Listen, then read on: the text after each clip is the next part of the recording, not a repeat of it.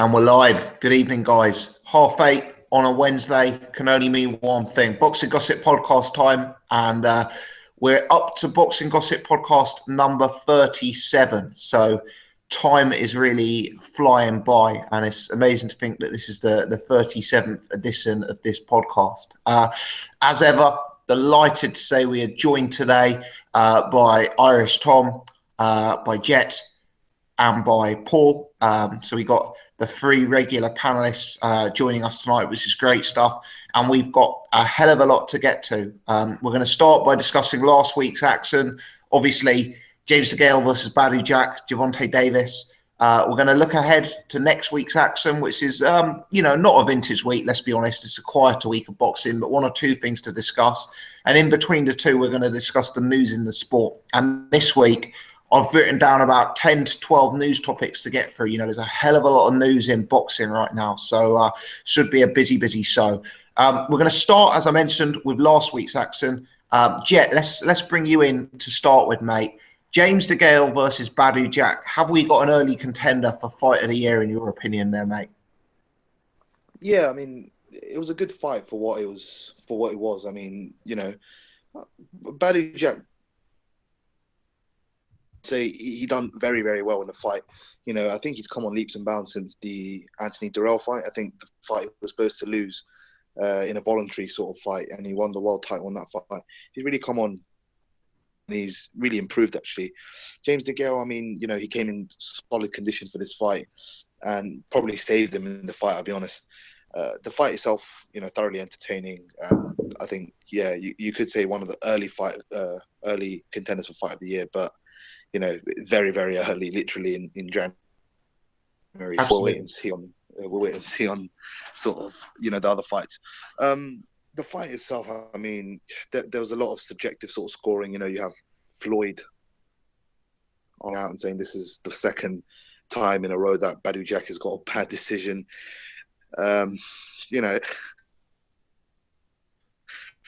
He's a promoter. He'll shut and just keep promoting Jack. He has a solid fighter on his hands with Jack. Obviously, they're looking to do a fight at 175 with Adonis Stevenson. He'll probably get that shot, relatively quickly because he's WBC champion at 175. So he'll probably get ranked pretty high in the rankings. Not mandatory, but he'll get ranked relatively high. And obviously, Degale's got a mandatory coming up. I think that'll probably be over here in the UK. And Callum Smith, they're talking about Callum Smith versus Durrell, and potential for Degale to face the winner or Groves. So there's a lot of options. In terms of the fight, I think Degale probably won the fight. I thought he shaded the fight, clean. How did you score it? Was it 2 rounds to Degale? So 2 points to Degale, 115, 113, I think it was. Yeah, I had it 114, 112 Degale. So we maybe had a very similar scorecard. Yeah, something like that. I know I had Degale, a round or two up, basically. The knockdown made it a bit iffy, but, it was one of those fights. I mean, it was tough to score. I mean, Bellew Jack had, the jab going. He was hitting Degale to the body. I did say probably his best weapon is hitting Degale to the body last week. But I didn't think, I didn't think he'd catch him so regularly. I think, and what you said probably in your post-fight sort of analysis video is probably spot on. I mean, Degale is a fighter that likes to take rounds off, and I think he just gets, in their comfort, and he kind of cruises in the fight, and he just takes rounds off. And I think we have to become accustomed to it. He's a top fighter, but is he the cream of the cream, elite pound for pound? Probably not, because he will struggle with a better fighter than Bellew Jack on another day, I guess. And his conditioning really saved him in that fight, because he was absolutely gone in that 12th round. Finished, his legs were gone. He fought on like an absolute warrior, to be honest. Obviously his tooth perforated eardrum, I think it was as well. So you got to give him a lot of credit, especially for people who say, he's just all flash, no substance. He could take a punch. So, I think people might want to just change that opinion of him, that he can't take a punch, or he can't take punishment, because he took a hell of a lot of punishment from Bellew Jack there. And for me, he just done enough to shade the fight. I wouldn't have a problem if someone scored it to Jack or people scored it a draw.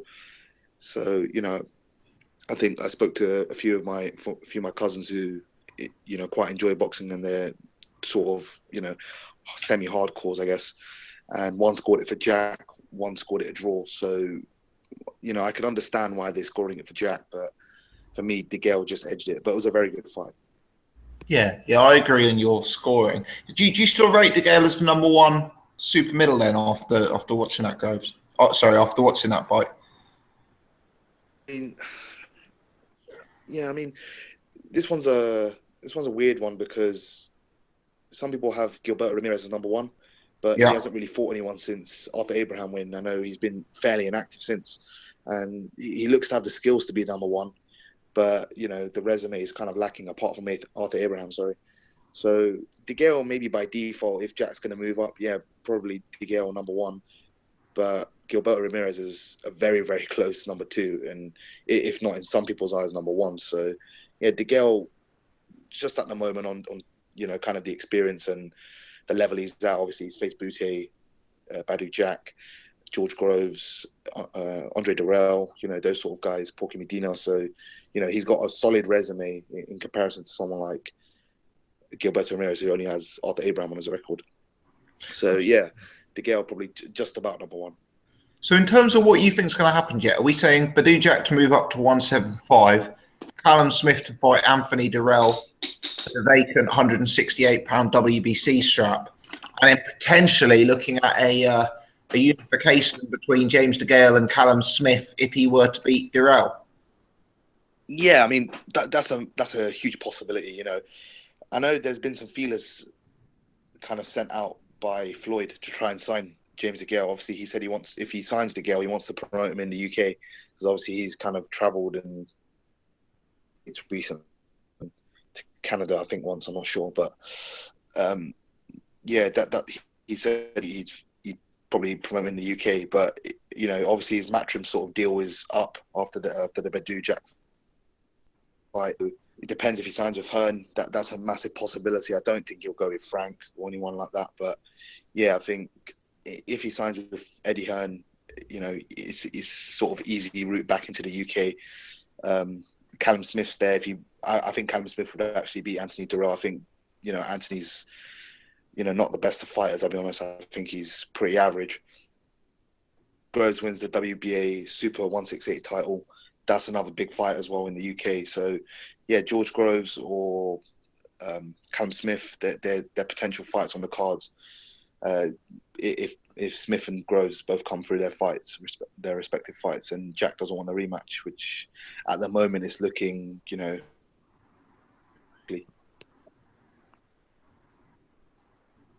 Okay. Final, Jet, you're on mute, by the way, mate. Yeah, I thought you were gonna. Yeah. Sorry, gone. Final question from me. Badu Jack at 175. Do you expect him to be the same force? You know, a lot of people are saying he'll be even stronger and, you know, more dangerous at 175. I'm not convinced. What's your take on it? Yeah, I mean, let me get your take. What do you think first, since you don't think he'll be the same force at 175? To be honest, just wondering. It's something that I say regularly about fighters. I've said it about Chris Eubank Jr. recently. I've said it about Martin Murray in the past. I think you get a lot of these fighters, and one of their main advantages is size and strength and just being the toughest, biggest guys. And I'm not saying Badu Jack is without skill and without technique, because clearly he's got that. But I think one of the reasons behind his success is the size and strength he brings to the ring at 175 pounds. Sorry, at 168 pounds. And yeah, up against those bigger guys, the Kovalevs of this world, the guys who are, you know, legit big guys. I'm not sure he'd be able to impose himself in the same way that he's able to at 168. Yeah, I mean, it's a tough one because if you can't make the weight, you can't make the weight, I guess. You know, I don't really in the 168 division. You know, I know Floyd was saying, "Oh, my man Badu Jack has got too big for the 168 division." If you're coming in a pound under the sort of 168 division, that's showing you've been training hard and you made the weight properly. So, you know, in sort of that respect, I don't agree with that. I think he could stay at the weight. If you can, you know, find alternate ways to make weight, you know, then I think he should do that. But obviously, I kind of agree with what you're saying. But if you look at the top guys at 175, they're not the biggest sort of, you know, they're not huge. I mean, neither is Badou Jack if he moves up, but he'll be a bit bigger. You know, Adonis Stevenson's probably a super middle in size and stature, I'd say. He's certainly smaller than some of the guys at super middle now. Andre Ward is not the hugest. He's not the biggest and you know largest light heavy. Kovalev's probably the biggest guy. Artur Beterbiev, you know those sort of guys, but huge. I mean, I know they're obviously talking Adonis Stevenson. Sorry, to fight. I think you know the thing is the Derek Edwards sort of. You know that performance against Derek Edwards that's always in the back of my mind with Jack, and I just think potential is you know that it could very well happen against Adonis Stevenson because he's a big puncher, but I think he could do Adonis Stevenson. He probably could snatch his belt and you know actually win the WBC and ring belt, but. You know, he may struggle, as you say, but I guess we can only wait and see. You know, we've seen it over here with Martin Murray, who's probably who is a lesser fighter than Badou Jack. But yeah, I think he beat some of the top sort of top 10 guys. I'd say not top 5, but definitely top 10. Some of them, not every single one of them, but there's a chance. He's a very good operator actually. You know, he's got better and better, I think, progressively since, as I said, since probably the Edwards loss and the Durrell fight, he's got better and better. So, you know, can't really count him out in any fight, I guess. Good stuff. All right, Jet, thanks for that, mate. Let's bring Paul in. Paul, you've heard there, both Jet and I scored this fight slightly to James Degale. We both scored it 1-1-4, 1-1-2, I think. But clearly, that's against public consensus. I think the public consensus seems to be that Badou Jack got the better of it here. So, first and foremost, mate, clearly keen for your take on the fight and how you saw it go, really. Yeah, I really enjoyed the fight. I thought it was a really good fight.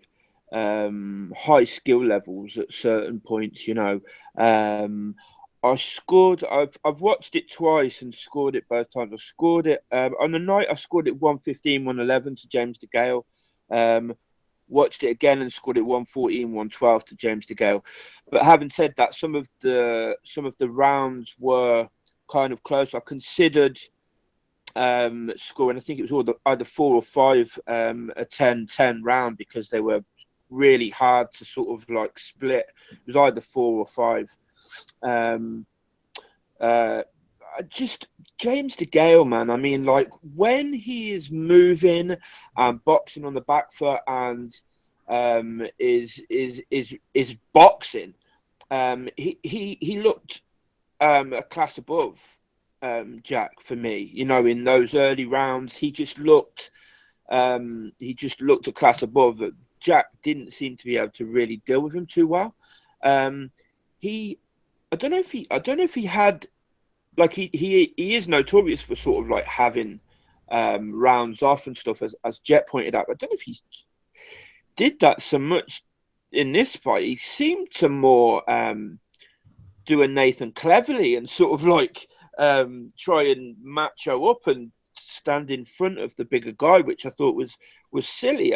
You know, at certain points he stopped moving, he stopped boxing, and he just. He was coming off obviously worse in those exchanges. I think it was quite clear the size advantage was Jack's. I think the power advantage was probably Jack's as well. And you know, but it was a really good fight. I was really impressed with the dog in James Degale. You know, I didn't know he really had that in him. You know, there was a few points at which he.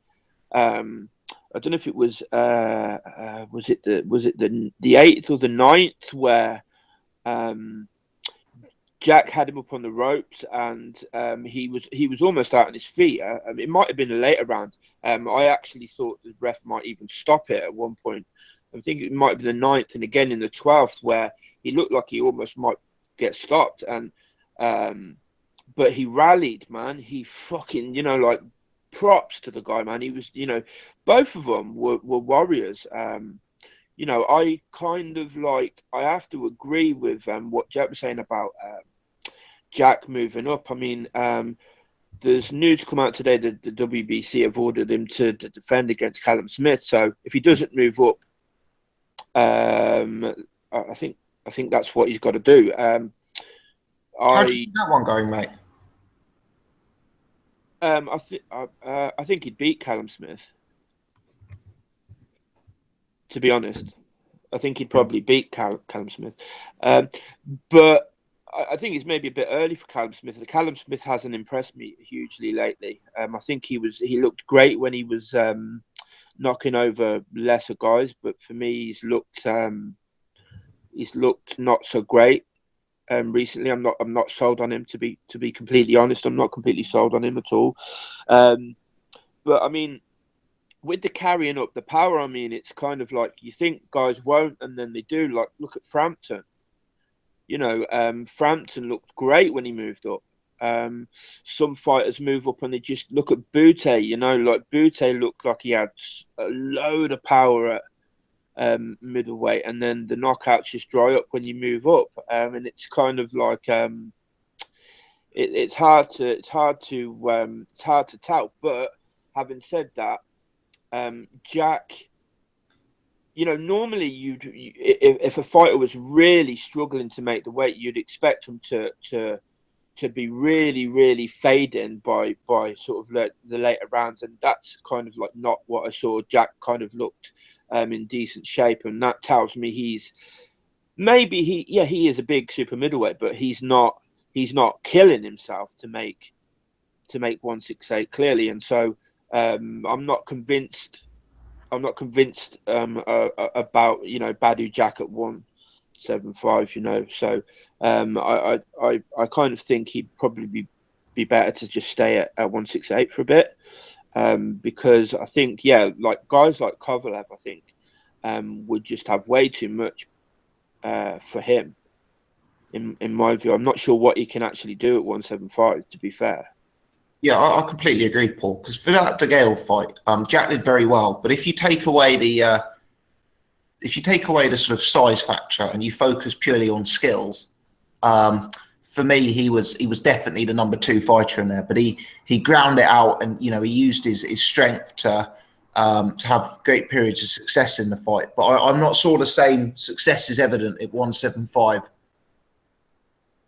No, and I mean, like I said at the start, I mean, I think when James, this is the problem with James Degale. I think when James Degale is, I'm not sure that the conditioning was completely there, because I know he was still there at the end and he was rallying towards the end, but he didn't seem able to keep it up.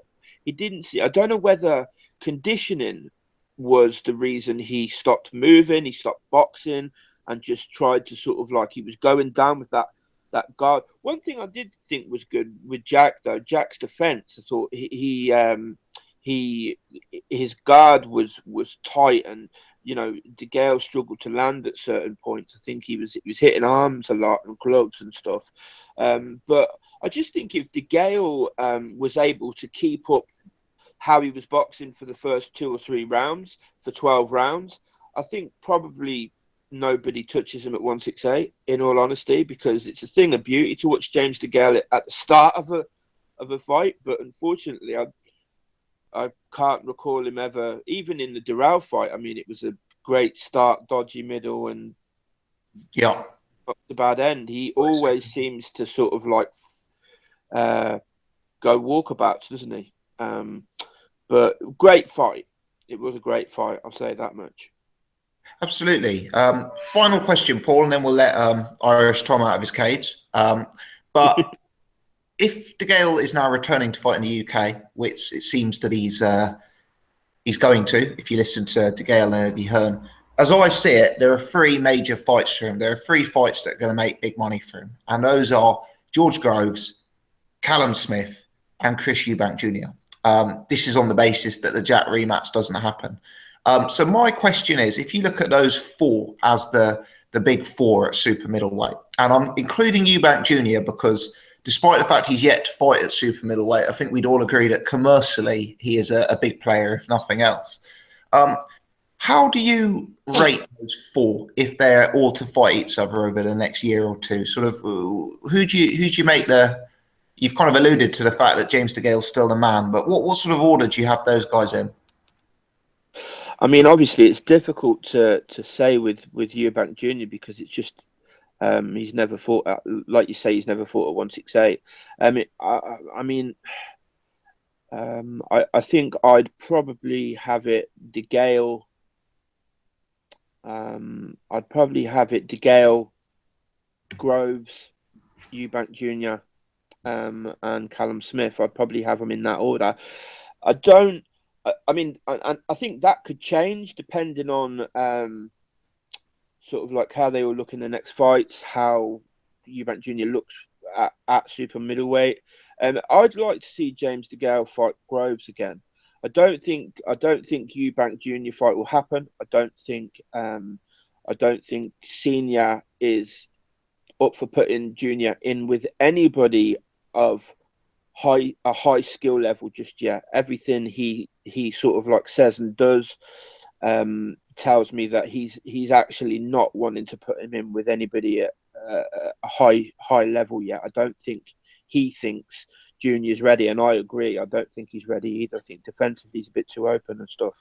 And so I think it's we'll see. We'll see moving on. I mean, I think the Groves fight probably makes the most sense for James Degale right now.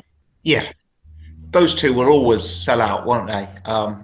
There's just a sort of chemistry together, if you like, isn't there? Yeah, there's the history, there's the beef. They clearly don't like each other, do they? Yeah. I think that probably makes the most sense.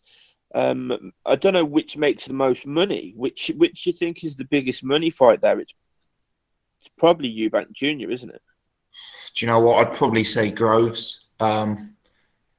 The Eubank Jr. one potentially, but we'll have to see how this ITV pay-per-view thing plays out, and determine whether that's a huge success or a massive disaster. Because I would guess that fight being a huge commercial success depends on that factor. But yeah, interesting stuff. Okay, cheers, Paul. I'm actually surprised because I scored the fight 114-112, but that's against public consensus. So I thought there'd be some healthy debate as to who actually won the fight here. But interestingly enough, both Jet and Paul have pretty much been on the same page there in terms of scoring. So let's bring in Iris Tom. Iris, your take on the fight, and who did you have winning it, mate? Well, I'm even worse than you guys. I caught it on Sunday morning, and I had to got some different videos, and then bits of it were missing, and I had to download the whole lot then and watch it then the next day on Monday. And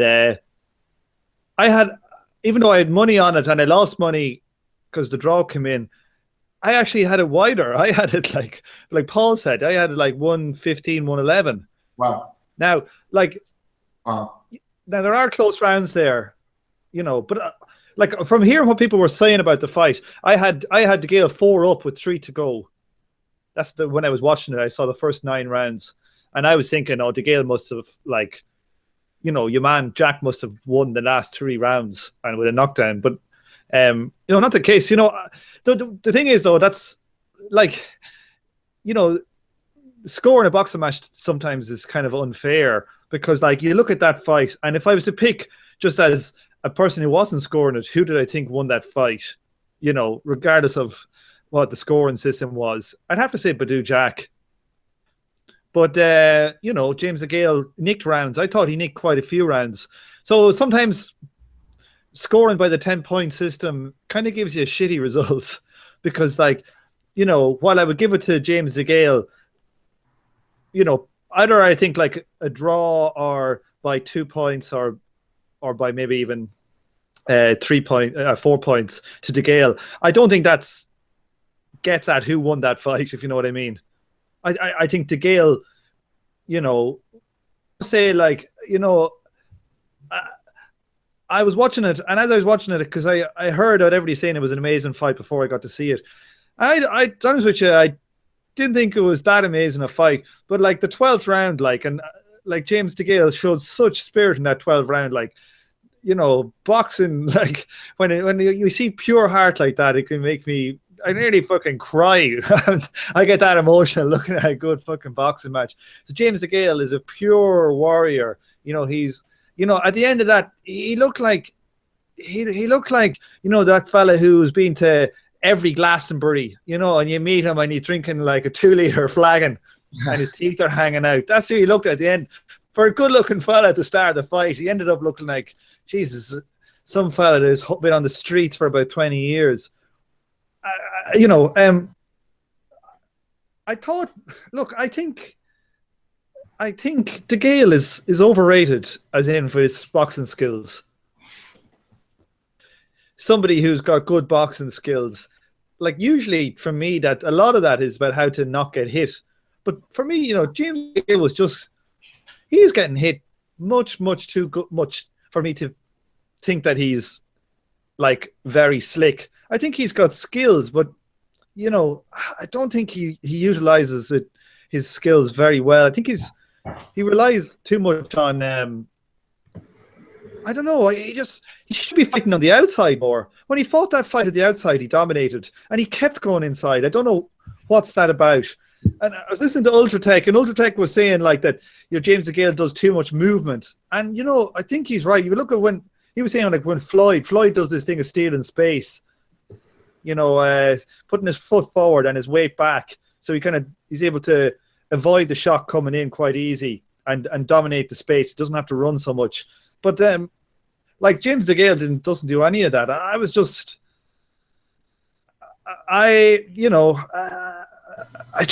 disappointed in Degale, to be honest with you. And I was impressed with Jack. Like I genuinely was impressed with Jack. Is there a better proponent of the shell defense in boxing at the moment?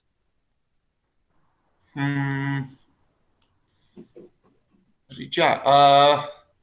No, I'm not sure there is. He really does epitomise that, doesn't he? Like the last fella that really had that defense down, like, you know, that defense is a simple system to do, you know. I think that's why a lot of people do it, particularly I think in Britain, a lot of people do that kind of defense. It seems to be a style in Britain. It's quite simplistic, you know, it's like long ball football. But like there's very few the top fighters ever use it. The last one that actually could use it was Winky Wright, you know. But Jack is very effective with it. You know, James Degale wasn't able to hit him. And the other thing, like Jack showed surprising speed. He caught James Degale a number of times, like with just straight shots that Degale thought he was able to avoid, even early, you know. So his speed is pretty good. His body punching was very good. His uppercut on the inside, like he dominated that fight on the inside. All this stuff about James Degale being a good inside fighter, to be honest with you, I think that's vastly overblown. There were gaps in Degale's game that do you know what? I echo your sentiments, and it's weird because we all picked, we all scored the fight to Degale, but I was surprised that Badu Jack won the inside game. I was surprised that Badu Jack at time won the outside game with the jab. I was surprised, you know, at some of the defensive openness of James Degale for this guy who's known as a proper slickster. You know, it did surprise me. But nevertheless, all four of us on the panel have scored the win to Degale. So he's obviously still doing a lot right. Tom, what next for both of these guys? I don't see why Jack is finding it that hard to make that weight if he comes in and weighs in nearly a pound light. You know, doesn't make sense to me. James Degale, he took a beating, man. He took a proper beating in that fight, and he showed a lot of heart. If I was him, I wouldn't be going near a ring for 6 or 8 months after that. You know, you can't take too many beatings like that. James Degale comes back in. You know, Degale is a flawed fighter. You know, that you need to be an elite fighter is you need an elite engine. You know, you need to be able to box 12 rounds. And, you know, skills won't do you much good if you don't have the legs, you know, or if you're wasting energy. And so I think he's a seriously flawed fighter. And also, I think it's a very weak division. I just can't remember, like, there's a guy I watch, Blood Boxing. He's a funny bastard. I don't know if anybody else watched him, but he's doing a thing about the middleweights at the moment on his channel, and he's doing one about why Hopkins never fought James Toney, and they were talking about all the middleweights that were at that time, early 90s, and it was just a fucking murderer's row. It was unbelievable, and most of them went up to super middle. Like, super middle used to be a murderer's row division, and this super middleweight division, like any super middleweight division that got Callum Smith in the top 5, is a wasteland. So I think that, you know, it's just, I just don't like this division, to be honest with you. Although that was a great fight, but I just don't think those guys are top level. I think they're very far from the top level. Yeah, I mean, I heard a lot of people talking about James Degale's engine and his conditioning and everything, and I think they're saying that because he was still going towards the end. But you know, if you're taking rounds off, it doesn't matter whether. I think people just think a shit engine as people fading in 11 and 12. But if you're taking like big chunks of the middle off, so you can last in the 11th and 12th, then that's just as fucking bad. I mean, you know, I think that's pretty much what he did. He took big chunks off so he didn't fade. You know, and he just takes. I just think Degale has got skill. You know, I think but he just hasn't got. He can't sustain it. He goes off the boil. He goes off the job too much. But I think though, Paul, though, at the same way you say James Degale has skill, you can say Amir Khan has got skill. Yeah. But they're not able to apply it. Yeah, not great. Like, if I think I'm a skillful guy, you know, when I think about what boxing skill is about, so much of it is about your brain and knowing which skills to apply. Applying skills at the wrong time. James Degale relentlessly went onto the inside against Jack, where he was getting beaten up. Just constantly ended up in there. And I don't know whether that's skill or engine. Did that. I've got absolutely no idea why he did that. You know what? Well, my take on this is fighters sometimes sow weaknesses. And when they sow weaknesses, you can say, oh, you know, he'll learn from that, he'll improve from that. We may see a different element to his game next time round. But sometimes when a fighter continues to sow a weakness, I think it stops being a weakness that can be ironed out and starts to become a fatal flaw. So for Amir Khan, I would say at this stage, we know that Amir Khan's chin is a fatal flaw. I actually think it's the same with James Degale now. I've said throughout his career, he needs to get himself properly conditioned. He needs to stop being lazy. He needs to stop having a lapse of concentration. The truth is, that is who he is as a fighter. He's 30 years old now. He's a world champion. He's defended his belt. He's fought in unification fights. You know, this is what he is. And as far as I'm concerned, that's who he is as a fighter. And that probably means he's not going to make it as a truly elite, all-time great fighter, which is unfortunate. But he doesn't have the athletic capability of an all-time great fighter. And, you know, I mean, literally, you know, he's no Roy Jones. You know, he's just a good fighter. But he's got, you know, he's got proper 10 out of 10 heart. He showed great heart. But, you know, the thing is, as well, is if he's, you know, one of the reasons why he might be taking those rounds off is because he knows he hasn't got a gas tank. You know, there's no point in going out well for 8 rounds and getting knocked out. So it might be a function of his actual physical prowess that he does it. He could be right to do it. That's the thing. You know, it's all well and good saying that, you know, he shouldn't take these rounds off, but he might know his own body. He might know what he's capable of doing.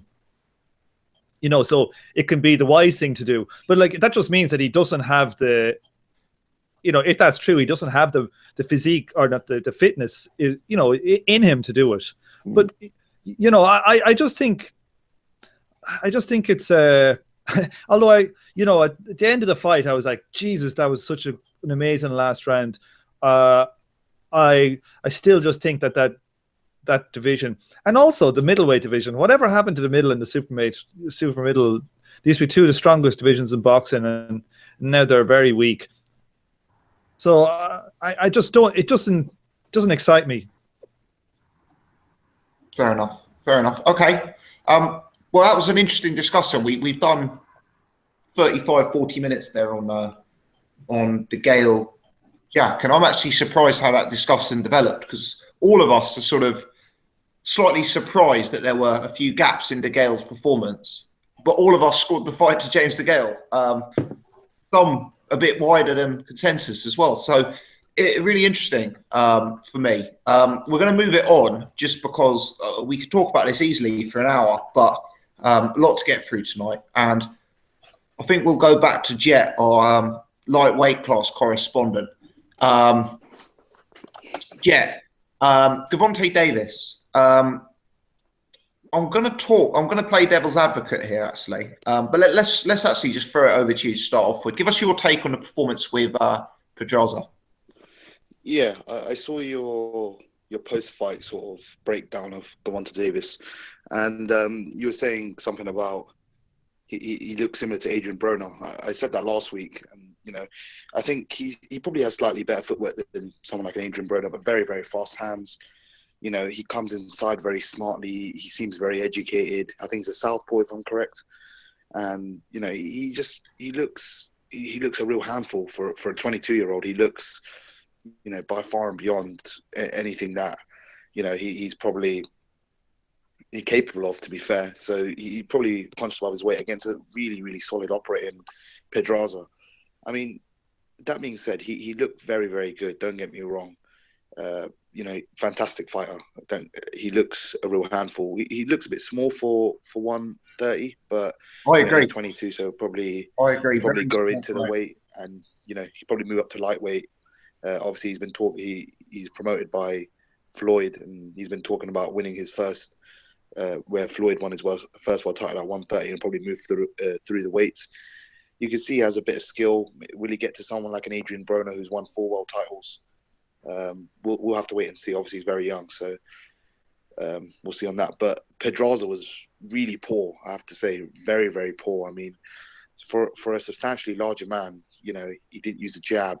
He didn't look crisp. He seemed to really struggle with the sort of the movement inside with the movement inside by Davis, and he just didn't. I don't know what he was doing for the first couple of rounds. I'll be honest. He looked like he didn't want to be in there. He looked like he was fazed by the occasion. In sort of the last 2-3 rounds of the fight before he got stopped, he looked like he was coming back into it. He looked like he was showing a bit of ambition, showing a bit of drive, but he seemed to be really, really struggling. I just thought, I don't know if he was injured or anything like that, or maybe he just froze on that stage. Maybe he just underestimated Davis or something like that. I'm not sure, but Davis looks like a real star at the moment.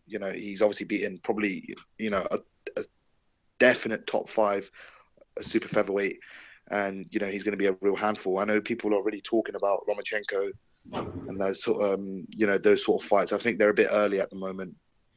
They're trying to make Corrales versus Lomachenko, who's the WBA super champion, Souza's the regular champion. So they're trying to make that fight with Lomachenko in April, May time. Don't know if that will occur, but they're saying Davis is sort of another option, top rank. Don't know if they would make that fight. Obviously, he's with Floyd, and the sort of beef with Bob Arum and that sort of stuff. So I'd say give him time to develop. He's got a mandatory in Liam Walsh, so Liam Walsh versus Gervonta Davis is a very, very tasty fight for the hardcores, I'd say. So let's look forward to that first and foremost, I guess. Yeah, no, I agree. Pedraza was poor beyond belief, and if the Pedraza who beat Stephen Smith showed up, I think it would have been a more interesting fight. However, having seen it, I'm convinced Davis was the better man on the night. And I think that the Lomachenko fight is a year or 2 off for him still. But then again, he is only 22, so where's the need to rush? I also agree with you in terms of the size thing. For me, he's small at that weight. I think if you stick him next to Pedraza, he's small. I suspect he'll look very small next to to Liam Watts. And I think that's why I was so disappointed in Pedraza, because he just didn't use that size. He didn't use that jab, that range, that distance. Gervonta Davis versus Liam Watts. I will presume that Gervonta Davis will be an overwhelming favourite in that fight. And possibly rightly so on all known form. Now, I'm not going to say for 1 second that I think Liam Watts is going to beat him, but I'm just going to say, could that fight be a bit more competitive than sort of public perception, maybe? Yeah, I mean, loads of people are going to think first, Liam Walsh hasn't got the sturdiest of whiskers. Gervonta Davis obviously he's knocked out a top 5 guy, and he has very fast hands, quick lateral movement. So,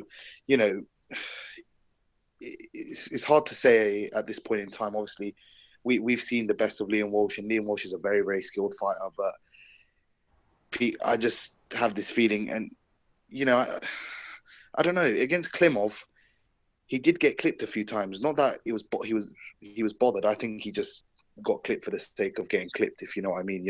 He kind of just got complacent, and he won 12-0, but he did get clipped a few times. If he gets clipped like that against Davis, I don't want to see the ending, because it wouldn't be a pretty sight. But I think he said he'd go over to the States previously.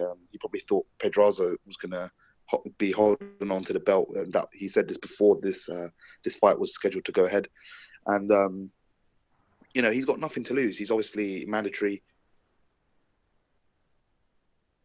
so he might not freeze on the occasion. There's a lot of different things. As we both kind of said, Pedraza didn't show up at all, but Liam Walsh should be there because it's his big opportunity to win a world title. So I think he'd go over there with a lot more, heart and desire. I think, Pedraza it looked like he showed up just for the paycheck, so to speak. So, it could be an interesting fight, but, with sort of Liam Walsh, I know he's not a Amir Khan sort of, he hasn't got an Amir Khan sort of chin, but definitely if he does get clipped, it's lights out, because Davis seems to have a lot of power, and he could very well catch him, sort of in the early portion of the fight, because he looks very, very explosive. He did look actually very good up until round 7 as well. So, it seems like he has a decent gas tank as well. I guess we'll have to wait and see if it's as good as it looks, in a 12-round grueling fight. But yeah, Liam Walsh definitely has a chance. But as you said, Davis would be a very, very strong favourite. I think he'd probably be favourite to win the fight at this moment in time. Fantastic fight for the hardcores, though. So I look forward to that. I'm a long-time Liam Walsh fan, so I'd look forward to that. And yeah, but hopefully he does it as well. He's British, so he can bring over. Well, he's very skilled, so there's you can't count him out. Let's put it that way. Yeah, Davis looks a class above. He's certainly more athletic, harder punching, but there's a substantial size advantage. Davis, I'm actually not convinced about his stamina. I don't think he's ever been beyond 9 rounds, and defensively there's questions. But we'll move it on to Paul. But before we do, long-time viewers will know that I'm a big fan of Dwyer's YouTube channel, and Dwyer posted a 30-minute video today looking at Gervonta Davis.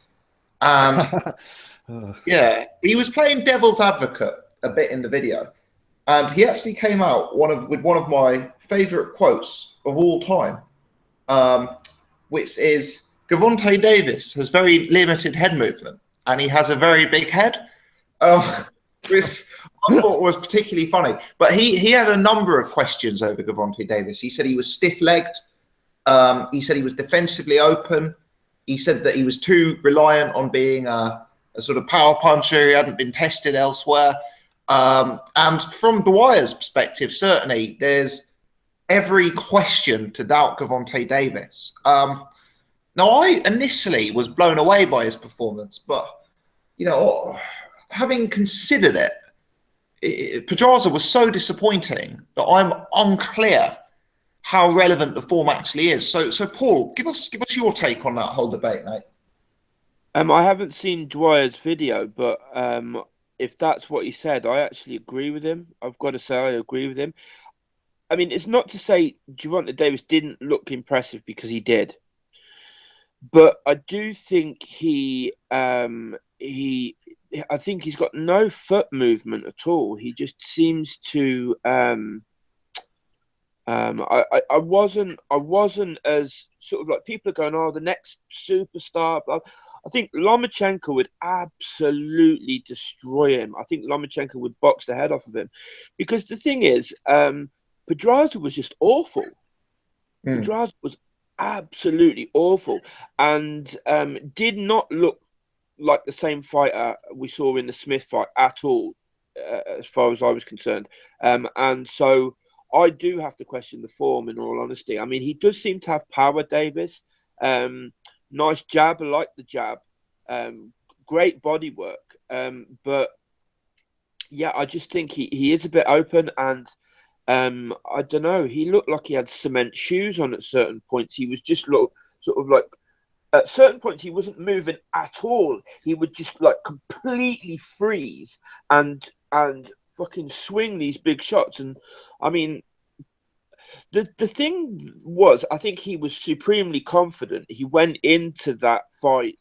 He didn't look to be fazed by the occasion whatsoever. And I think that might have taken Pedraza by surprise a little bit. I think Pedraza might not have been expecting this young kid to come out and sort of like just rush him the way he did. Well, not rush him, but kind of like sort of like take control the way he did.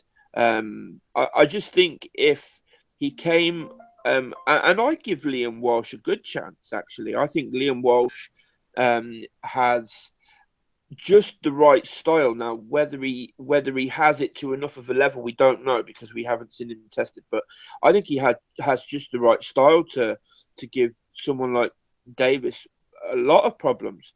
So yeah, it was a good performance. It was nice. It was good to watch. But I'm not completely sold on him yet. I'm really not. Yeah. I think I'm in overall agreement with you there. Far too early for Lomachenko, in your opinion? Yeah, very much so. I think I know Davis had a quite a deep amateur background, but I don't know if any of it was at the level that Lomachenko's was. I don't know if he had 200 wins in the amateurs. Yeah, he's had 200 wins. He won a Golden Gloves, but I don't know if he had any Olympic form or anything like that. But I just think when I look at Lomachenko in the ring and I look at Davis in the ring, there's 2 or 3 levels between them. I really do think that. I think Lomachenko is a completely different breed. Maybe in the future, because like you say, he is very, very young, Davis, and he is for his age, he's accomplished. That's for sure. And you know, still room for quite a lot of improvement. But I think if he was to fight Lomachenko right now, say if they made that fight next, I think he'd get spanked. I think he'd get absolutely spanked. Interesting stuff. Okay. No, cheers for that, Paul. Tom, your take on Gervonta Davis and the fight this weekend? Well, all I want to say is I was the only one that didn't pick Pedraza in that fight. You sat on the fence. You can't fucking claim credit there. You sat on the fence. Shut up. Yeah, I didn't pick any of them. I thought your man is. I thought Gervonta Davis was really, really good, and he's a definite star. He is a mile better than Broner. He's got. I don't know what planet Dwyer is. I predict who he's on. I predict or is from. I predict that that he'll go against Gervonta Davies in every one of his fights from now on, just like he did with was it Cotto or Canelo? I think it's Canelo. He goes against every single time. And I think that Gervonta Davies showed good defensive skills, and really good attacking skills. He shells up a bit, and he's fast on his feet as well. Great offensive power. Only thing about him I think is bad. that we haven't found out. Remember, well, first of all, is that he is small. He's 5'4", and like he'll do well to go above lightweight. That was super. What do you call it? That was super featherweight there, wasn't it? Super featherweight. Super featherweight. Yeah. If you see, so like, Mayweather, he looks minuscule. Oh yeah, he's tiny. He's a squirt, and he's actually quite ripped. He's really stocky, and I don't think you want to be putting on that much more muscle in boxing than that. So we'll see. He might go to 1-5-3-5, but I don't think he should go up unless he does a Pacquiao, and But I doubt he's at that level. But I think it was excellent. He went in there against a fella who's got some good wins, and he just totally destroyed him. Now I think Pedraza has fought in a very strange fight. Like, my God, it was a very strange fight, but it was a very exciting fight to watch. And Pedraza, I think Pedraza showed a lot of heart. I think he went in there and he decided, this guy's never fought anybody. He's never had it put on him. I'm going to put it on him. And it was the wrong tactic. But, you can understand why a fella will do that when there's a guy stepping up in class. When he fought him on the outside, even when he was like pushing him, even though he was pushing him back, but he was keeping him at arm's length, Pedraza was good for a couple of rounds. And he, it's the first time I ever saw a pigeon in a professional boxing ring. So that was particularly interesting. But I think, look, I'm not on this. The cooing and the wooing. Whoop whoop. Yeah. It was just bizarre. I thought I was losing the plot because I was really tired when I was watching it. And Prize Fighter. No, he did. Yeah, something similar. Where it was coming from, I was thinking, what is that fucking noise? Am I hearing? Yeah. Yeah, I was thinking that's the noise I used to make when I used to play with my space Lego, or play Star Wars. It was like choo choo choo choo. I was like, what the fuck? I'm in a time machine here. But I think, I think he was extremely impressive, and I'm not on this Loma train at all yet. I'm not on it. Now, I've been wrong before, and I'm sure I'm wrong this time, but I'm not on that Loma train the way everybody apart from me seems to be saying he's one of the best fighters in the world. I just don't see it. No, I think you, Tom. I'm not on the Loma train either. I do have him ahead of Davis at this point, but I'm not as sold as the others. No. But if you put Loma in the morning in with Davis, to me, I think that's a really, really good fight. It's a very good fight, but I make Loma a 75% favourite, maybe 80%. I think you'd have to give him be a favour because he's fought higher opposition. But getting back to the Loma stuff, how people are going on about Loma. During the week there, I watched Mikey Garcia versus Salido. I don't know if anybody on the panel has watched that fight. No, I haven't seen it. Right. If you want to see what a top boxer would do to somebody like Salido, watch Mikey Garcia. He knocked him down 4 times in the first 5 rounds and bet the living shit out of him. Knocked him from pillar to post, and the only reason it was cancelled early because I think he got a headbutt, Mikey Garcia, from Salido. But he absolutely schooled him. Now compare that Mikey Garcia performance to Lomachenko. There's just chalk and cheese. Now I understand it's Lomachenko's only his second fight, but to me, just even for the technical aspect of it, it was vastly superior by Mikey Garcia. So I'm not buying into this Lomachenko stuff yet. I think he has got some tricks, but James Degale has got tricks, but it doesn't make you a complete fighter. So we'll see. I think Gervonta Davis is a live dog at the moment. You'd have to make him a dog because he's only beaten Pedraza, but he's live, and he is. He is so far different. People are saying he's like Adrian Broner just because a fella shells up a little bit. Broner used to beat up midgets. That's what he made his name on, beating up midgets. And to be honest with you, half the time the midgets bet him, but he got the decision. Like that Ponce de Leon thing. Gervonta Davis is a totally different kettle of fish to Broner. I was very impressed with him, and I can't believe that they've held him back fighting such rubbish for so long. Absolutely. I guess he's only 22 years old. So even though he's had 16 rubbish fights, he's probably been at a relatively quick trajectory in terms of the number of fights. Okay, interesting stuff. Guys, we've done an hour basically on last week's fights. Now I've got a huge amount of news stories to get through. I think I'm up to about 15 stories to get through. So I'm not going to go to every member of the panel for each story. So if you want to get in, I'll go to one member of the panel, and to be honest, you're going to have to sort of jump in. But maybe yeah. Tom, before we start, are we going to mention the absolute war that was Krytov as well? Aleem versus Krytov. Did anybody see that? I haven't seen the fight. I saw the knockout. Aleem won by knockout, right? Oh, that is a class. Like I'm telling you, that's the best boxing card I've seen in a long time. Really? Have you seen the Aleem fight? Anybody on the panel seen it? No, Yeah. I didn't see that one. I haven't seen that. Yeah, it was a good fight, Chad, wasn't it? Yeah, it was a complete war. Was it But the good? only Yeah. bad thing is he's supposed to be a prospect, and he got brutally KO'd by a guy who's not supposed to be a puncher. He's a non-puncher, and he got brutally KO'd. So, you know, whether or not he can make the step up, they were talking about GGG after this fight actually. So, you know, he might have to scale that back. But yeah, very good fight actually. You know, fire. I recommend anybody to just go watch it. I just thought we should have to give that a shout out because it was a fucking great fight. And what a great card! 3 great, like you got James Degale, you got your man Pedraza, another great fight. That's the best card. I can't remember 3 fights being so good. I can't remember a card for like it's probably that Russian card last year or something. Yeah, no, it was a very good card. Some credit's got to go to Floyd for that, I guess.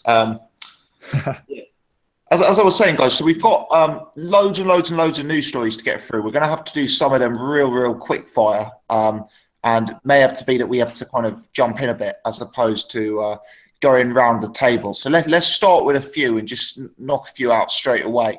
David Lemieux versus Curtis Stevens has been made. Good fight, if you ask me. Who are we picking for that one? It's a tough one. I think the 50-50 fight. I do. Yeah, my perspective, I think Lemieux maybe has a slight edge, but I think Curtis Stevens at his best could have the style. But I just think Curtis Stevens is a bit of a shot fighter. I think Lemieux's a bit fresher. Iris, what are you saying on that one, mate? Look, check the odds here. Just give us a minute. I think Stevens is a better boxer. Like if he's not shot, like they probably all have that post GGG shit going on. Wow, you got 28-13. I'm not sure. I'm not exactly thing as well. Sorry. Say that again. You got 28. I'm not exactly sold on 28-13. On. You're breaking up, Jet. I am. Yeah. 28 2-1, 28-13, 28-13, 2-1. You get for Stevens. So that seems to be okay to me.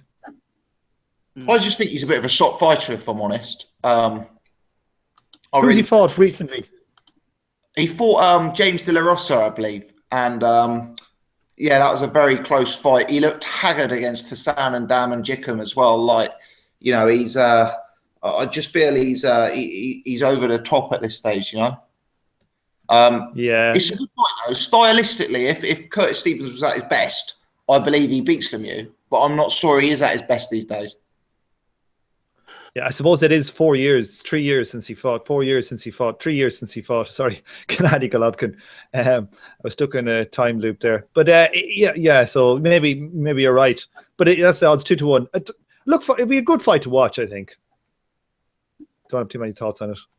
Golovkin can get out of Stevens. I mean, to be fair, Golovkin beat the shit out of both of them, didn't he? So I think it's a 50-50 fight, to be honest. It's the battle of the Triple G victims, isn't it? Basically.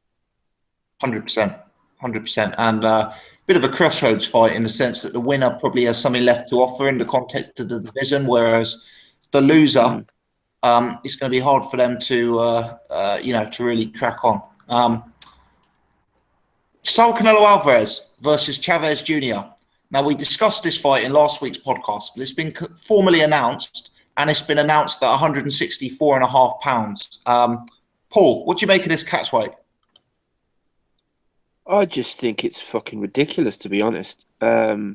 It just, I've said this before. Canelo's got a style that I would normally like, but it's just overshadowed by the diva tactics and he's not a middleweight, so he can't fight Triple G. That was what, 6 months ago, dumps his belt, and now all of a sudden he's fighting Chavez Jr. at 164.5 pounds. Chavez Jr. misses weight regularly. I mean, if you remember the Chavez Jr. Reyes, it was like at 167, and then it was at 168. Then they moved it to 169. They moved it to 170 on the day before the fight, and fucking Chavez Jr. still missed weight. I mean, I don't know. It's just bizarre. It kind of just it confirms what we all have been saying for ages. Canelo is quite clearly not a 154 fighter. He's coming in at 174. Rumours that he come in even bigger for the Liam Smith fight. And I don't know. I think Canelo probably wins that, but Chavez Jr.'s got a hell of a chin. I read that it's going to be $1 million owed for each pound Chavez Jr. misses weight by. Okay. That's an incentive to make the weight, hey? I don't think that's gonna make too much difference. I don't think Chavez Jr. can help himself. I mean, he's what, 6'2".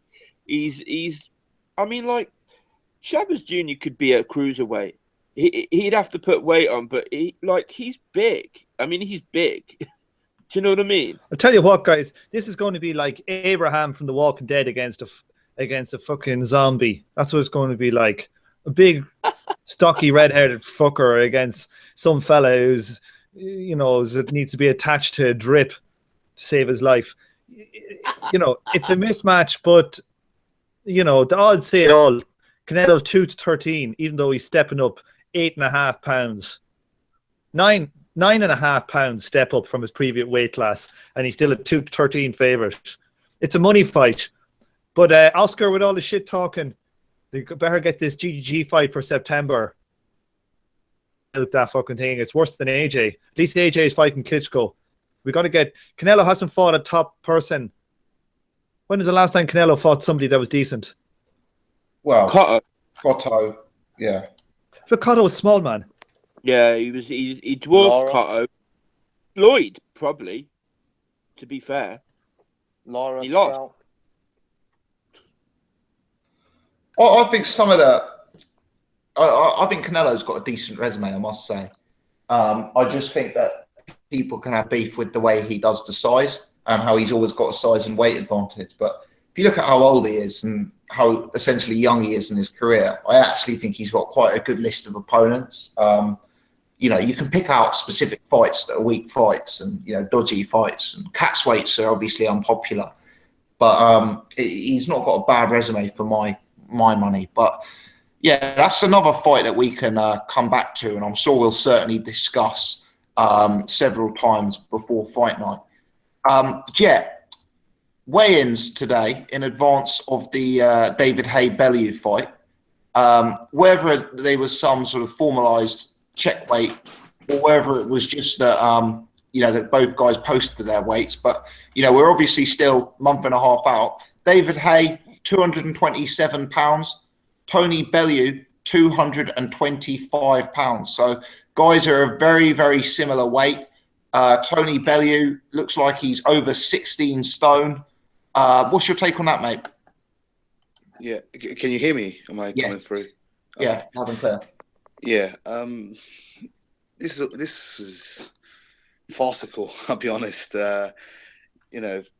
Tony Bellew should be closer towards 200 pounds, and at 200 he looks flabby. So don't know what he's doing at 227. David Haye, you expect that, he's going to probably come in around between 220, 230. So you'd probably expect him to be around that sort of physical shape and physical weight. He's quite ripped, to be honest, and he keeps himself in good nick in the gym, regardless of whether you like him or hate him. So he'll be in tip-top shape. Tony Bellew, I don't know. I don't really have any words to describe his weight. What he kind of said in his post-fight interview was he loves the pies, so he get it on after with David Haye. He loves a good sort of munch. So it's a bit of a joke, but I'm not really surprised at David Haye's weight. Not really surprised at Bellew's, I guess. I thought he might be about 220 to 218 or something like that, but yeah, maybe he's just been eating a bit too much. It's not going to really change the outcome. Sorry. This is Triple G Brook all over again. Remember when they had the weigh-in before the fight, and it was they were at a similar weight, and everyone was they're pretty much the same size. It was just a way to make the fight seem it's not going to change the outcome. Competitive than it was.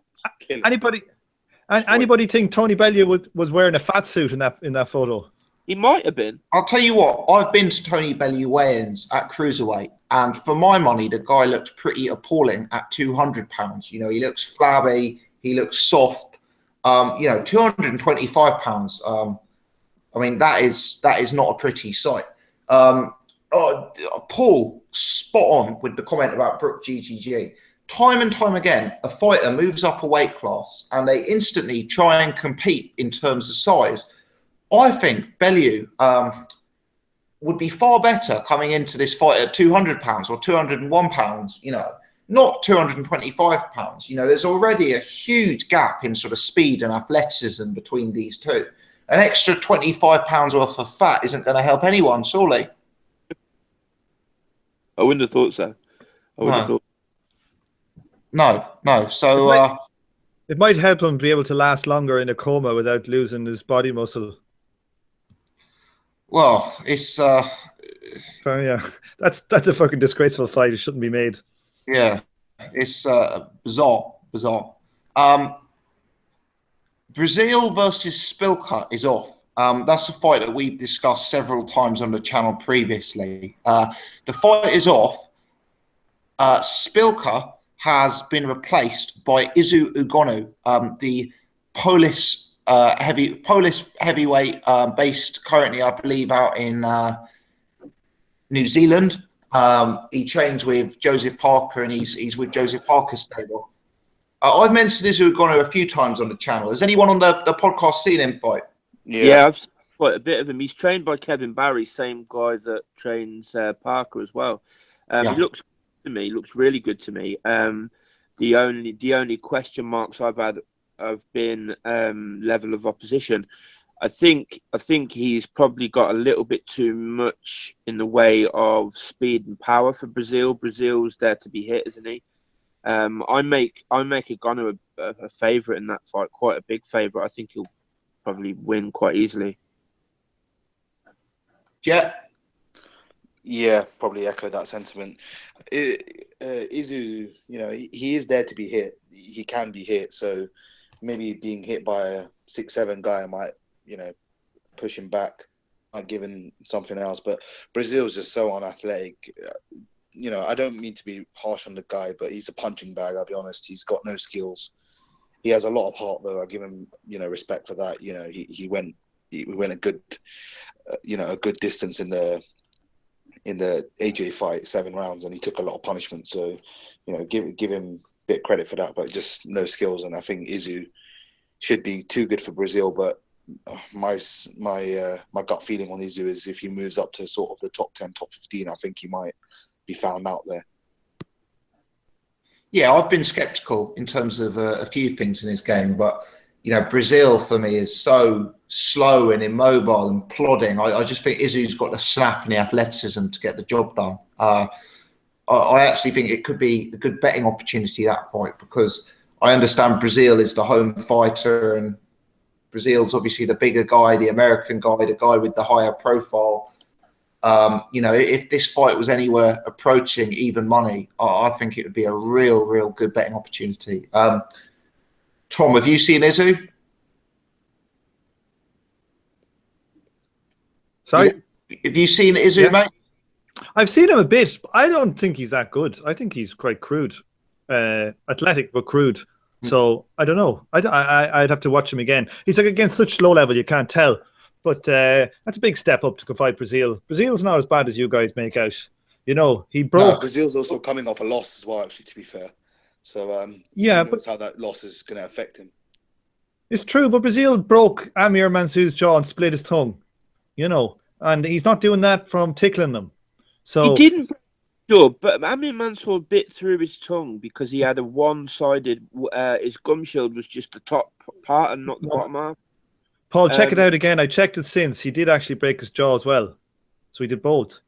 So Amir Mansour said he did. So now I checked that again. So, but you know, maybe I'm wrong. Maybe you're right. But I'm pretty sure he.